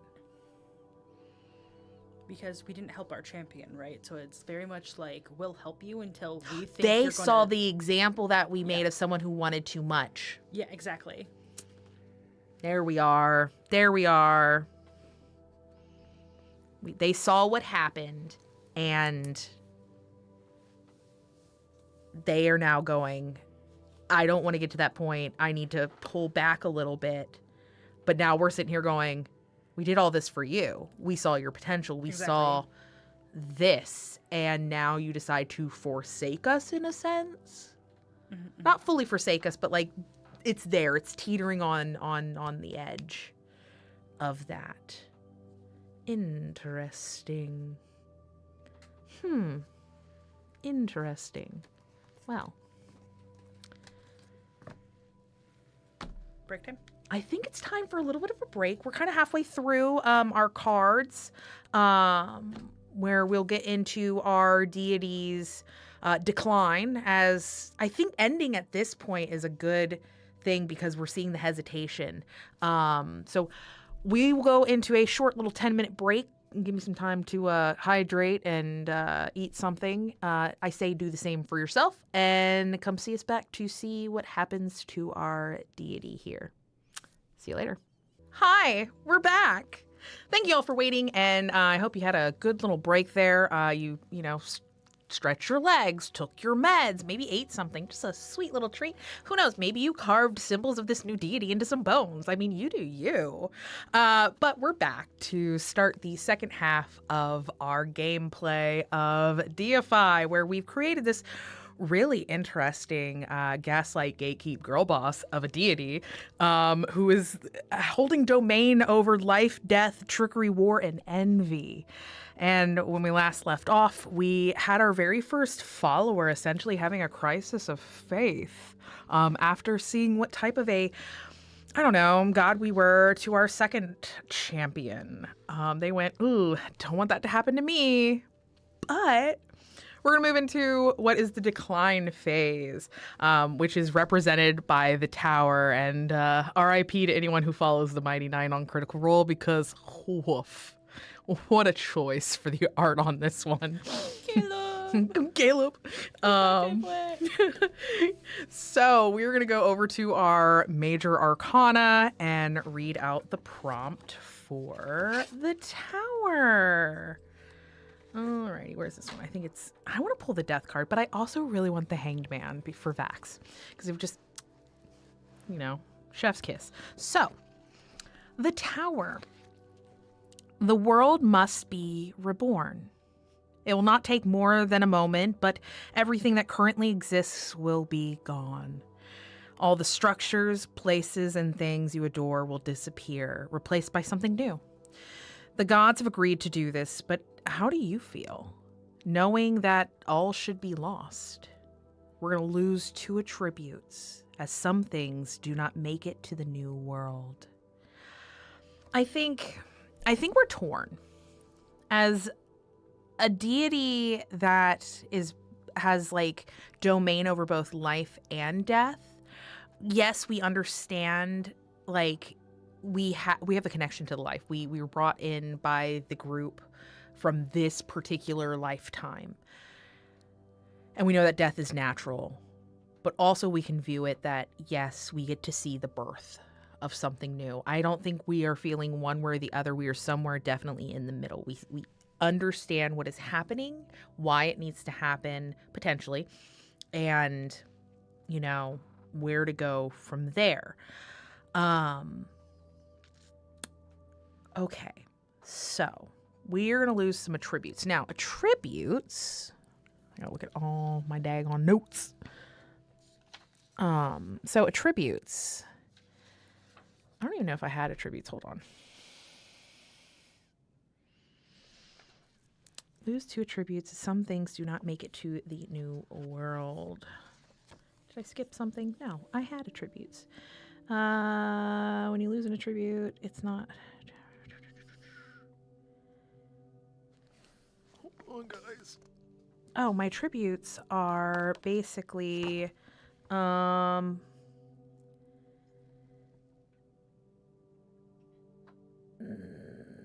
on. I read things and I probably wrote it down somewhere. I remember you gain one of each attribute. Okay, so our attributes are domains, epithet, and practices. So we're gonna lose 2. I think we could potentially lose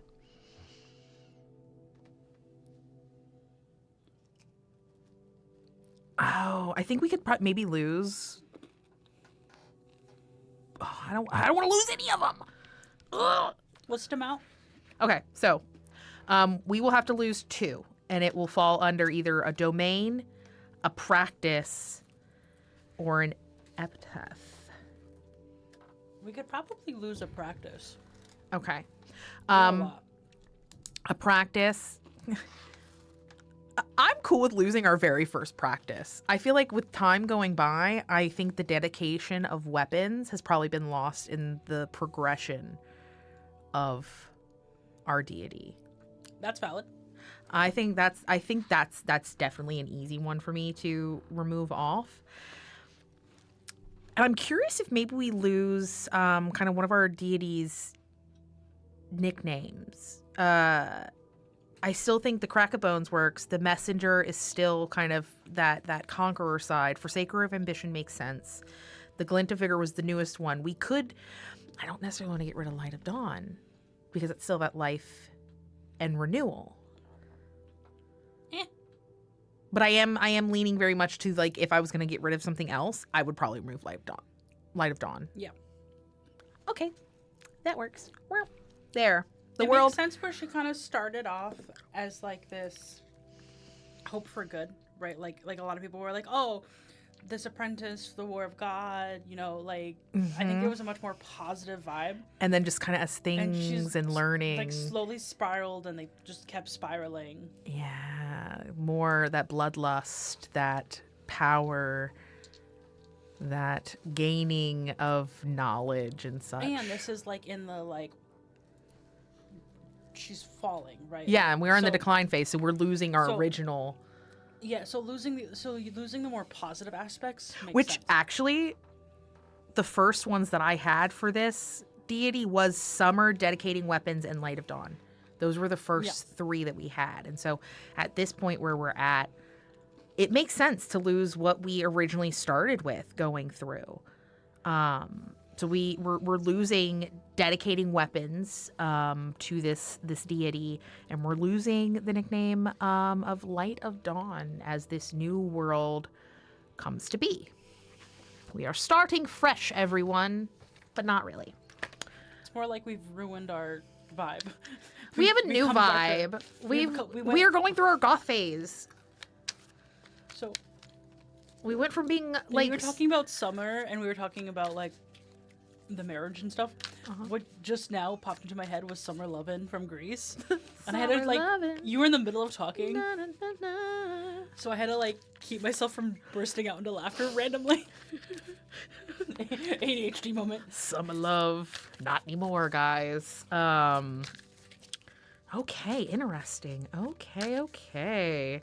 This is I like where we're going. We're going from like very much like it is that preppy little side of like, oh, the world's great and tra la la la to the world is cold and a dark place and I will get everything that I want because the world is cruel. And I am its cruel mistress. Guys, I can't wait to be an evil person in a campaign. Her partner, whoever the god of death is going to end up killing her.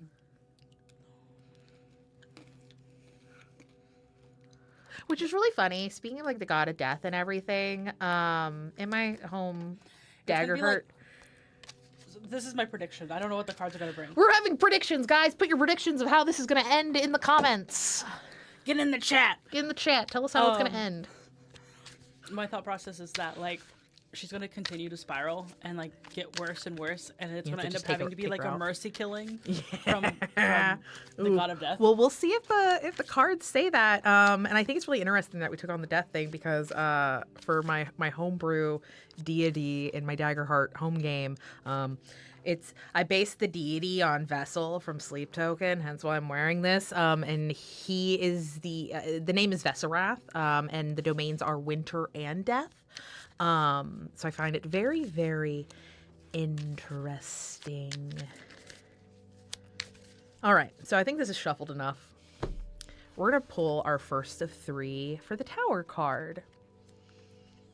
Which is going to be the 2 of coins or pentacles reverse, because I think we're just going to start getting the different options now. Okay, so 2 of pentacles. Whoops. You forgot. You've done this task in the mortal realm countless times, and yet you forgot to do it. Now, because of your negligence, the mortal realm is in shambles. Oh no, we didn't let people die. What happens in the aftermath? How do you attempt to fix it? We will lose a practice as mortals lose faith in you, and we will gain a negative epitaph. Ooh, what are we forgetting? What are we forgetting? Messaging, like being the messenger. Well, we're gonna lose a practice. What if in everything we got comfortable? We are so self-absorbed that we're now leaning more into the mind rather than the body, or keeping both in balance. That whole training of both. It's kind of playing into that spiral. Like we forgot to take care of one other part of ourselves, and we're focusing on another. We've kind of sheltered within ourselves. So like the mortals are seeing us not taking care of ourselves. Yeah, and they're just like, your whole thing was like take care of ourselves. gym tan laundry. And then they stop taking. They stop. Yeah, well, so if like you're not going to take care of yourself. We're not going to do like we're going to like basically Wow, self-indulge in a sense. Yeah. You know. Yeah, I think that physical training of the mind and the body, I think we're going to lose that as a practice. Okay. Because it kind of also then plays into like that indulgence, that envy, that want of, you know, like we have the meal, the conquest. I think we forget like the baseline of why we were doing this. Okay. So we lose that, and we are going to gain. Oh my God, we gain the epithet, the slothful. Maybe. What about the mad? Like, we're slowly losing our mind and getting paranoid. The Which mad or the goes in that? madness? I like the madness. The madness. Because that leans into the chaos. Yeah.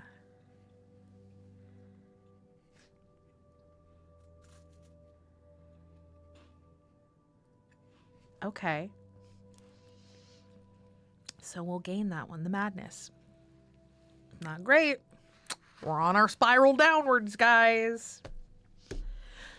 Card number 2. The Page of Swords.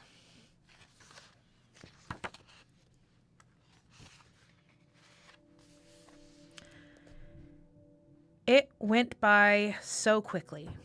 Your child, half mortal, has passed. I guess, being...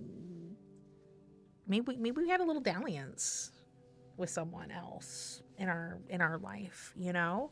Or adopted. Or adopted. Well, it says half mortal, so it's that's part of us in there. Has passed, and all that remains is a memory. Or is it? You are divine, and your experience is not that of mere mortals. How do you experience this loss? How do you commemorate them? We're going to gain the domain of grief. We're going to lose any domain related to life.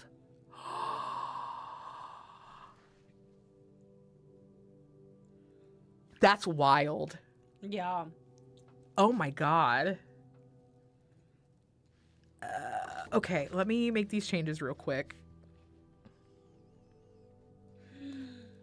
Oh my God. Does that mean we also lose the ability to, like, revive people?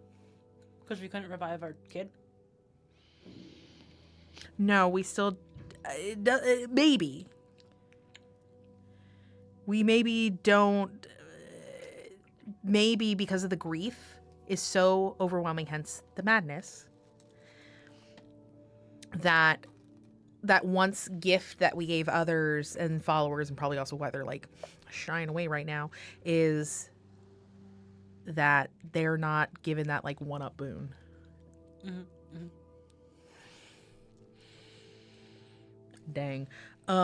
Yeah, I definitely feel like this is almost like a consuming thing. We've gained the last one, forgetting how to do something because we're being consumed in our own mind. That madness turns into even more powerful at the loss of a child, our demigod essentially. That it goes a lot harder into that grief.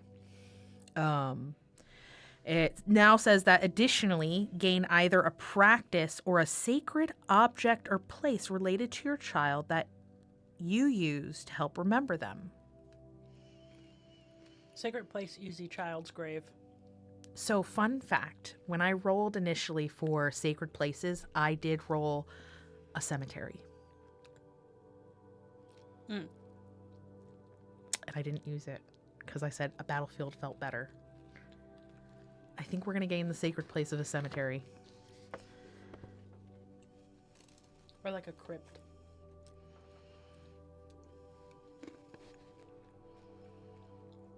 Somewhere that's playing more into that grief, that death, that loss. And gain an attribute related to ambition. So an attribute related to ambition is either going to be a domain, a practice, or an epithet again. We have envy, which is kind of a very ambitious type. It's ambitious adjacent. We just gained the domain of mourning, right? Yeah, we got Yeah, grief. so we don't need another domain. We could, because we lost 2 practices. We could gain a new practice related to ambition, but Does it have to be ambition? yes, Okay. related to ambition. I'm gonna bust out the digital thesaurus, guys. I do like a practice to that.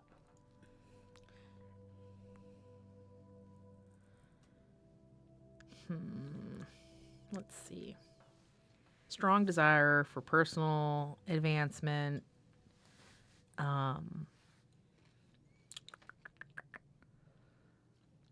Something. Murdering your enemies. Well, I mean, like, we have, like, aggressive, self-seeking, opportunistic, self-assertive, pretentious. This is an epithet? Well, I'm trying to look at, like, other, like, synonyms to ambition. to potentially like figure out either a practice that could be related to it. It's like we have a lot of our like nicknames. I think we should probably do a practice more than anything.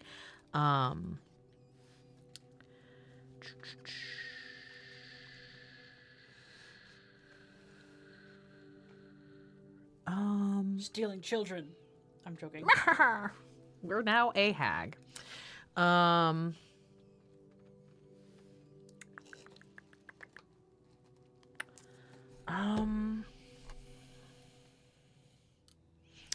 Because I wanted to kind of deal with grief and madness in together.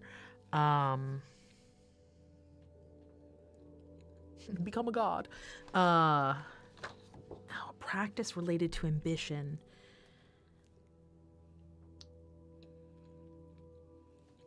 This is tough. This is kind of reminding me of Scarlet Witch. You know, when we talked about like grief and like a kid and stuff, I was like, what is grief if not love persevering?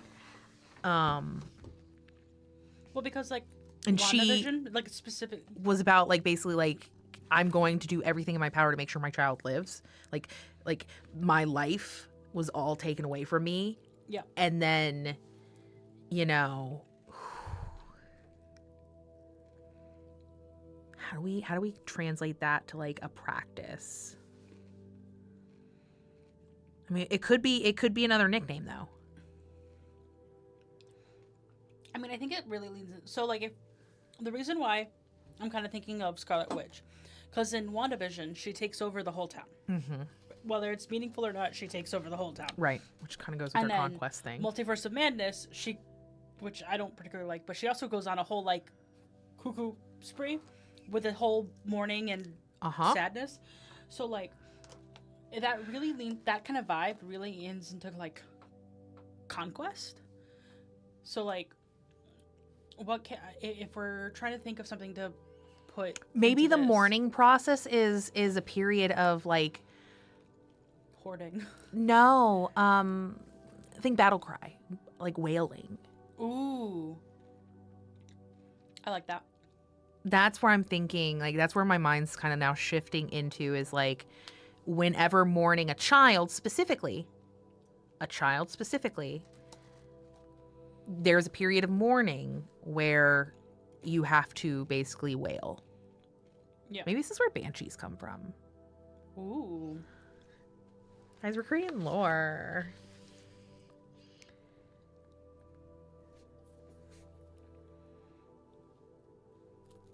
A period of mourning a child with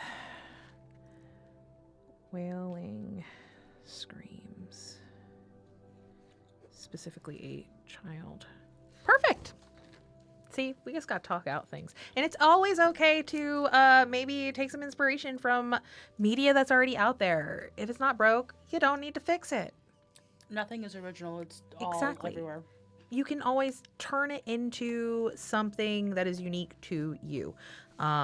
Literally every story is the hero's journey, honestly. It just depends on what kind of side loops you take before you get back onto that circle again. Okay, let's do our third pool for our minor arcana, which is going to be the Knight of Pentacles, or coins in this case. This one is going to say, your time in hiding amongst the mortals left you with negative memories. Whether it was sadness at having to leave them or frustration at the boredom of their lives, you feel completely overwhelmed, which kind of plays into like a lot of what we've been dealing with right now. You do your best to forget those times, and the mortals take note. We will gain a domain or epithet related to forgetting. It's almost like we're forgetting ourselves. Mm-hmm. It may not be our followers or our champions that forget us. What if we fall out of obscurity and out of godhood because we forgot who we were? Through our, like, grieving. Like, the whole process of it. Yeah. Ooh. I think I want to do a domain.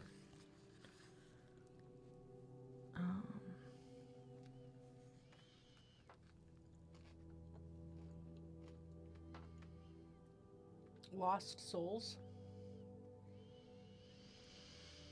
Or Mm, loss in general?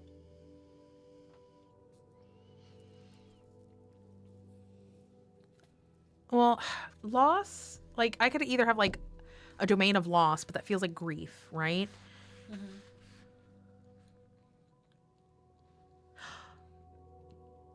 We can call them Forgotten One.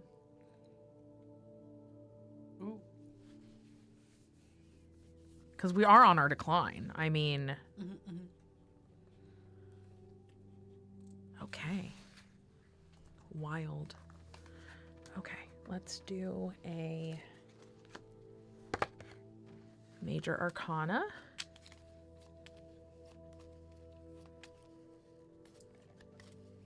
Come on, Hangman. Come on, Hangman. Come on, Hangman. Please. I believe in you, the heart of the cards. I know this isn't Yu-Gi-Oh, but like I believe in the heart of the cards. I believe in you that believes Believes in in me that believes in you. You know what anime that's from? Drop it in the comments.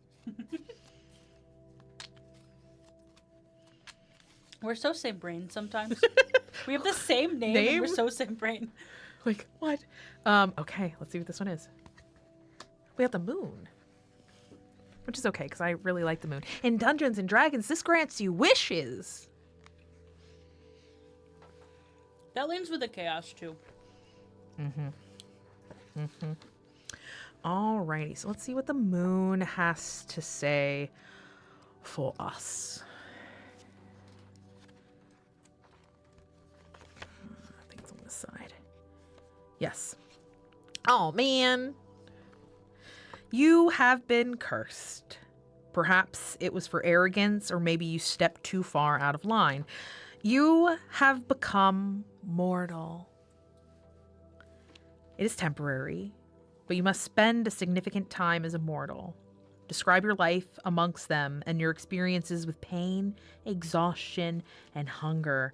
You cannot gain or lose attributes until you draw another Major Arcana card. So I think imagine like this madness and like forgetting oneself. You forget that you're a god, essentially. Yeah, you literally become mortal. That's literally how you became mortal. Like whether it's a true curse that was placed upon you or not, but like It's like cursing yourself. yeah. Absolutely. So I think with everything going on, I think the life of our deity when they become mortal is like they're not gonna like be like, oh hey, they're immortal, they're gonna like easily like fit into society. Like they have madness, they're forgetful, they, you know, people probably shun them more than anything because they're gonna deal with pain. Like they're gonna be like on the lower ends of whatever this society is. Have you seen Sweeney Sweeney Todd and Yeah. like the yes. The Uh-huh. Yeah. That's Yeah. her. Yeah. That's her. Yeah. To a T. That is literally what's happening. We are in a Sweeney Todd moment right now. Okay. Everyone's like, she's the crazy lady who's on the street corner, but she knows. The old woman. She knows. So yeah. What if they become a cautionary tale? Oh, absolutely. We know on this decline, like this whole life and death and kind of like this whole life cycle. Absolutely.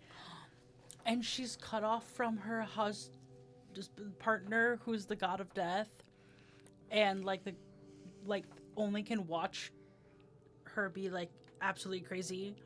And now this does say temporary, but we are in the decline phase regardless. Like Yeah. we are seeing them fall into obscurity, which is really, really interesting. Okay, Her followers probably think that she's abandoned them probably. because like she's unrecognizable. And if walking they're around like a human. well, and if they're trying to follow her or anything like that, like she isn't gonna hear it because like she's not a god anymore. And that goes back to our whole like thought process with the original God of War, where like your power comes from your followers, right? Mm-hmm. So it's Losing power in this way. cycle. Of life and death and rebirth. We got it, guys. We've cracked this system.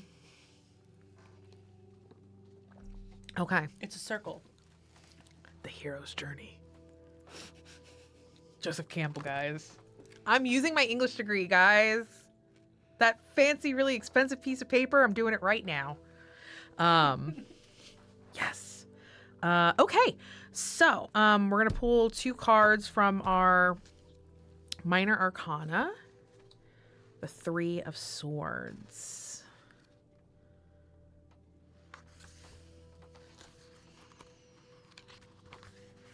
Okay. Oh, man. Human love. This is Sweeney Todd now. When I read this, you're gonna go, wait, what? Human love is perfectly noble until it isn't. You discover that your favorite mortal, the one you love beyond all measure, has been murdered. Lose your champion. We will lose our first champion.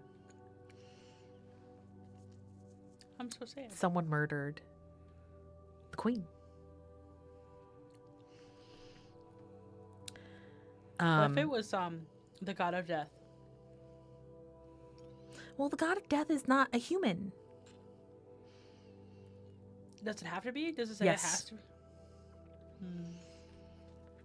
Yep, so we will lose our very first... What if it's the king that was like wavering? That's the queen. That was our very first champion. That was the one who was wavering.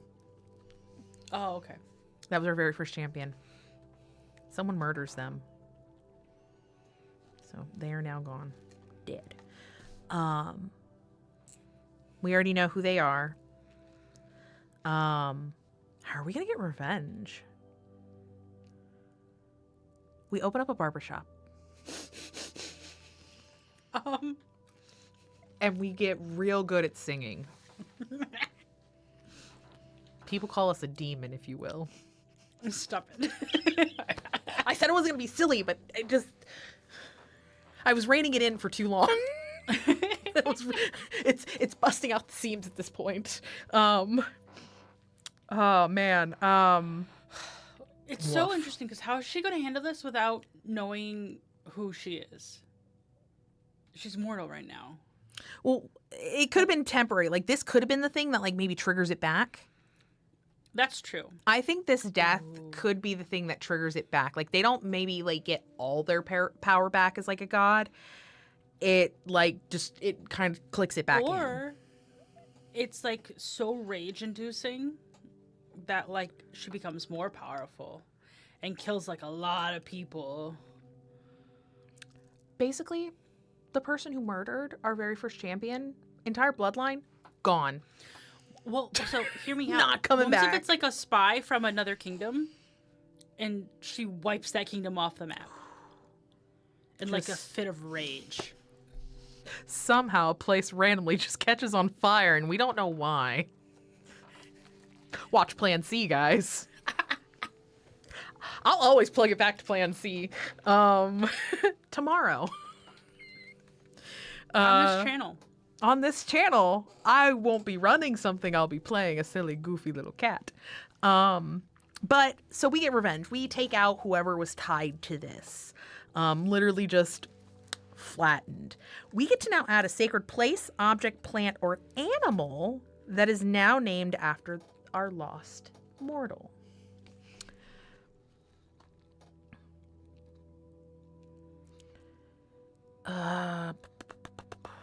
We can take it back to birds and like actually put down like a raven or an avian as a sacred animal.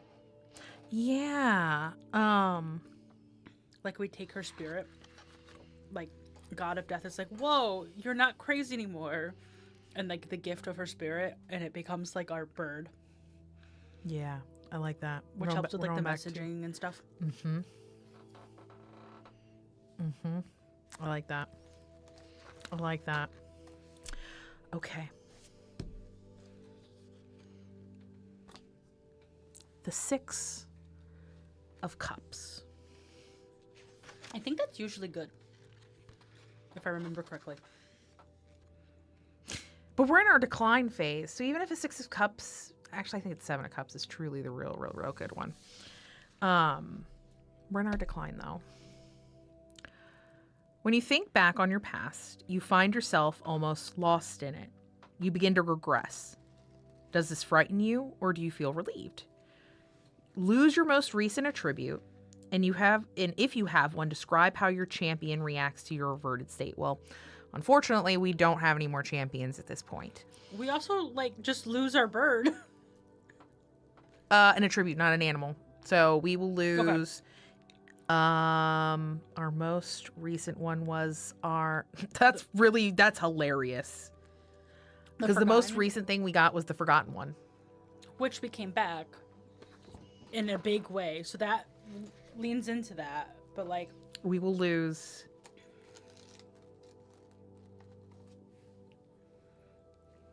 Oh, wait, we don't get to lose it because... I'm doing a rules clarification right now. Oh, because until we because do of the another moon. Major... Yes, because the moon says you cannot gain or lose attributes until you draw another major arcana card. Rules clarification for myself. I went, wait a minute, that doesn't sound right. I don't get to lose an attribute. So we don't really... We gain the fear of regression. Yes, we're feeling it. We're feeling it.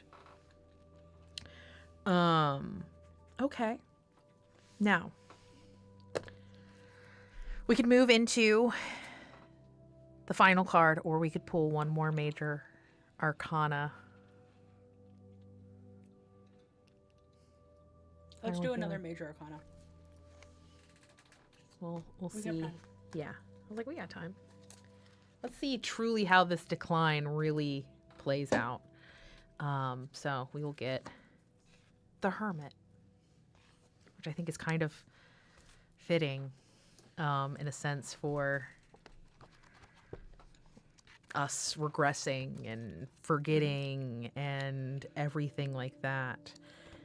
We get so scared about losing ourselves that we keep going. Yeah, we keep going inward on ourselves. Where's my Hermit? Hello? There we go. Uh-oh. Uh-oh. You've been trapped. It could have been the work of a clever mortal or another deity, but it makes no difference.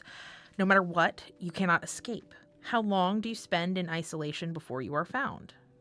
Move forward in time by at least a century and describe the new world. Include 2 new inventions or innovations that have changed the civilization. We will lose a domain, epithet, and practice to reflect your time away from the mortals, and we lose a champion if we have one as they die from old age. So this kind of makes a lot of sense with us really in this decline phase that we are going to lose some things. Also, I have an idea. Uh-huh. So I think the way we become trapped is that the other gods or another god band together because we did a huge wrathful thing and wipe a death. It was death. For our own good, he traps us? Yeah. Okay. Death. It's not a mercy killing. Because I think they've seen what we've gone through. But it's like a mercy protection. Yeah. I'm going to trap you away for your own good, but also the world's good. Yeah, I definitely think that. A century passes, so 100 years. Damn. I'm not going to worry about inventions or innovations because we don't really have a full fleshed out world for this to really... It could be anything. This would make a lot more sense if we were building something into an already pre-established world. I mean, it also could just be something that makes warring less what we knew warring to be. Mm-hmm. We were very sword heavy. We were very combat. Everyone gets guns. The invention of guns. Exactly. Hi, watch Plan C. I'm a cat with guns. Got him. Okay, so ooh. Which would make sense if we get that new invention of, like, say swords go to guns, we lose the war domain. Someone else essentially takes over as that progression in technology becomes a thing. So we'll lose war. We will lose a practice, which is going to, I think, be our marriage ritual of battle. Yeah. Because that was tied heavily. You can't just shoot people; they just die. This isn't Hamilton with. Well, no. So I love Hamilton, but something else. We're gonna lose that. This makes sense also with the fact that, like, the person that we, like, fell in love and kind of married, the other god, has trapped us. So, like, losing our marriage ritual... we can't fight back. Yeah. I do think, in terms of, like, nicknames, I think we lose Glint of Vigor. Yeah. With everything happening. And, like, the way I see it, it's like death has trapped us in, like, a really lavish castle in the underworld. Like, sounds nice. Sounds nice, but it's kind of bad. Well, that's what I mean. Like, it, like, still loves us, but, like, for your own good, you are not allowed to leave our house. Like, hey, you're on house arrest right now, right? Like, maybe if you're on good behavior, I'll let you out. You know, you won't be a full-fledged god anymore. You're, like, more like demigod status. Like, don't make me put a leash on you and have to drag you back. You know. Okay. Do we want to pull 2 more minor? Just to see any more? This kind of feels like feels like a nice ending. I agree. In a sense. sense. Kind of feels like a good ending. This kind of feels like we're trapped away. We're losing some things that kind of made us. Oh my God. So now she is like a weeping mountain. Oh my God. That's so good. Oh my God.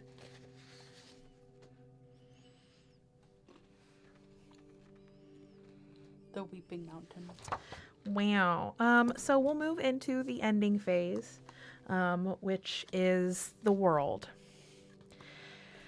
And this is kind of how the things end for our deity that we created. We saw the rise and their rise upwards from birth to this decline to where are they in the end. And so the world is your last worshiper has died, forgotten you, or worse, stopped believing.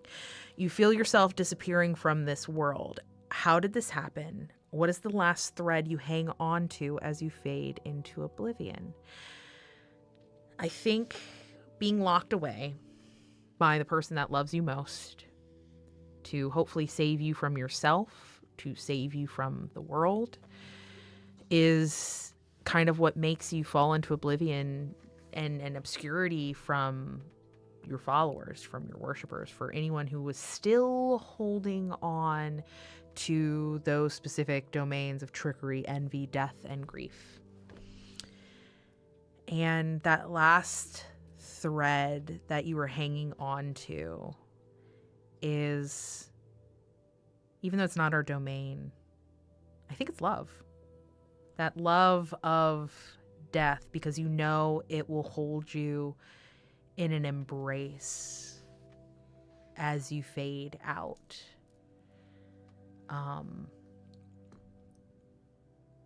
Wow.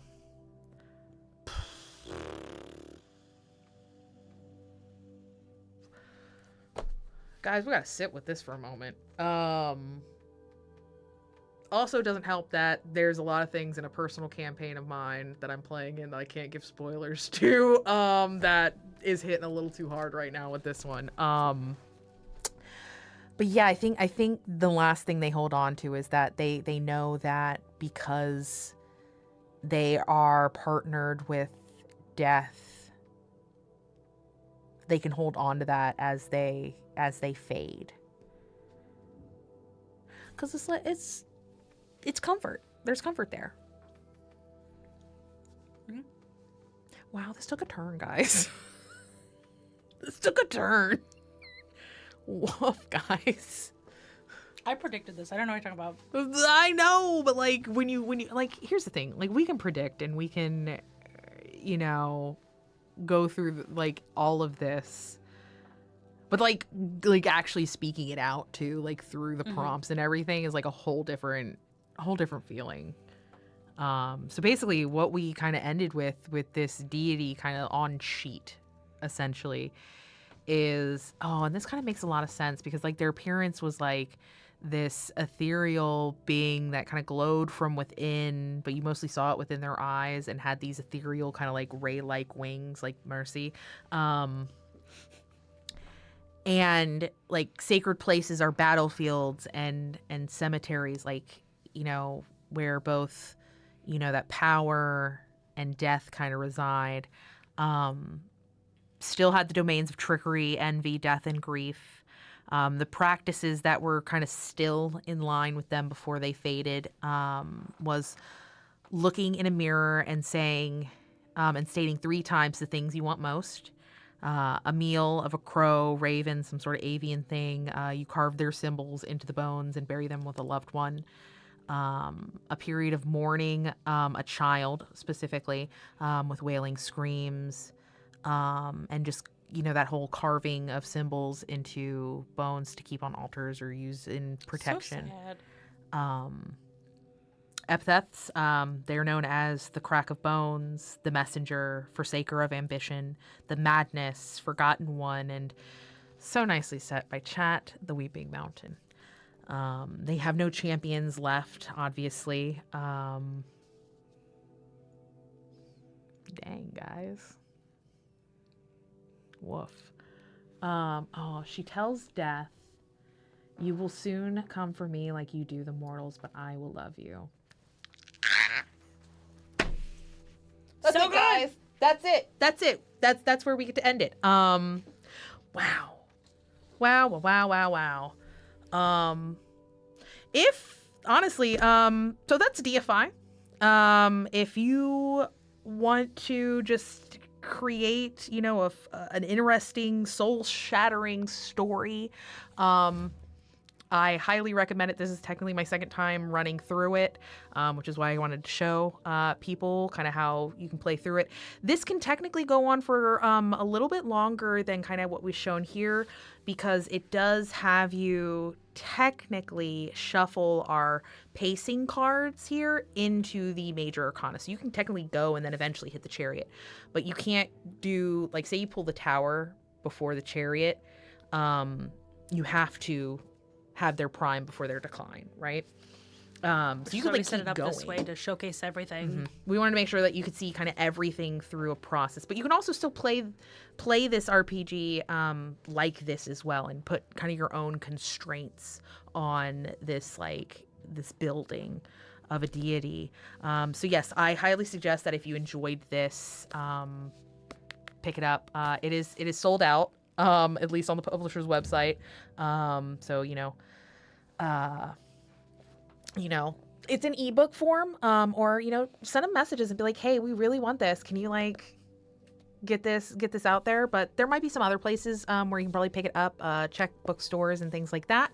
Once again, Allie, amazing job. Love this system. Love this as, like, a thought-provoking thing. Dover Publications, thank you for putting this out to print. And then I have some little outro things. My papers are everywhere. Oh my God, guys, I don't know what I'm doing. I swear I'm a professional. So if you do want to follow either Allie or Dover, their socials are up to the screen. Actually, no, this way. Haha. I thought I was right. Off to the side there. Show them a lot of love. Then, if you like what I do, or I don't know, just want to fill your life with TTRPG goodness, tomorrow, Plan C Season 3, Episode 2 will be airing live tomorrow at 7 p.m., where you will get to see me play the wonderful Cathara Faust, who's, I don't know, getting into some stuff right now. And if you haven't watched it yet, Podcast. all the VODs are on YouTube. Podcasts. And you can go, and we're having podcasts on Apple Podcasts and Spotify. But like everything is uploaded to YouTube. Yep. We have some condensed episodes if you want to try to run through the first season quickly. But Also, the below deck conversations are great if you want like a quick kind of in. But if you're more of an audio person, like you got long drives, we have podcast version now. So that's great. So hopefully you can come join us for episode 2 of Plan C. The next Tabletop Travel Agency, I will be in the GM seat with a wonderful group of cast mates, which we are working on right now, to play Perils and Princesses on July 27th. So if you aren't following our socials just yet, be sure to follow Tabletop Gaming CT, as well as, you know, I cross-promote on my own stuff. So if you want to, like, just follow me. It's Midnight Hather. It's Midnight, my name, but spelt funny. Aether. And I post a lot of fun things. So catch that at the end of the month. Otherwise, it's been great creating a deity with you all. I'm going to go think about everything and try not to cry. So, like, subscribe, ring the bell, things like that, or else. Follow, or else I'll cry. And you don't want me to cry. I'll cry. I'll cry the most. Yeah. So if you don't want us to cry, then do the things, or else, you know? I'll see you guys tomorrow, I guess. Goodbye. Bye.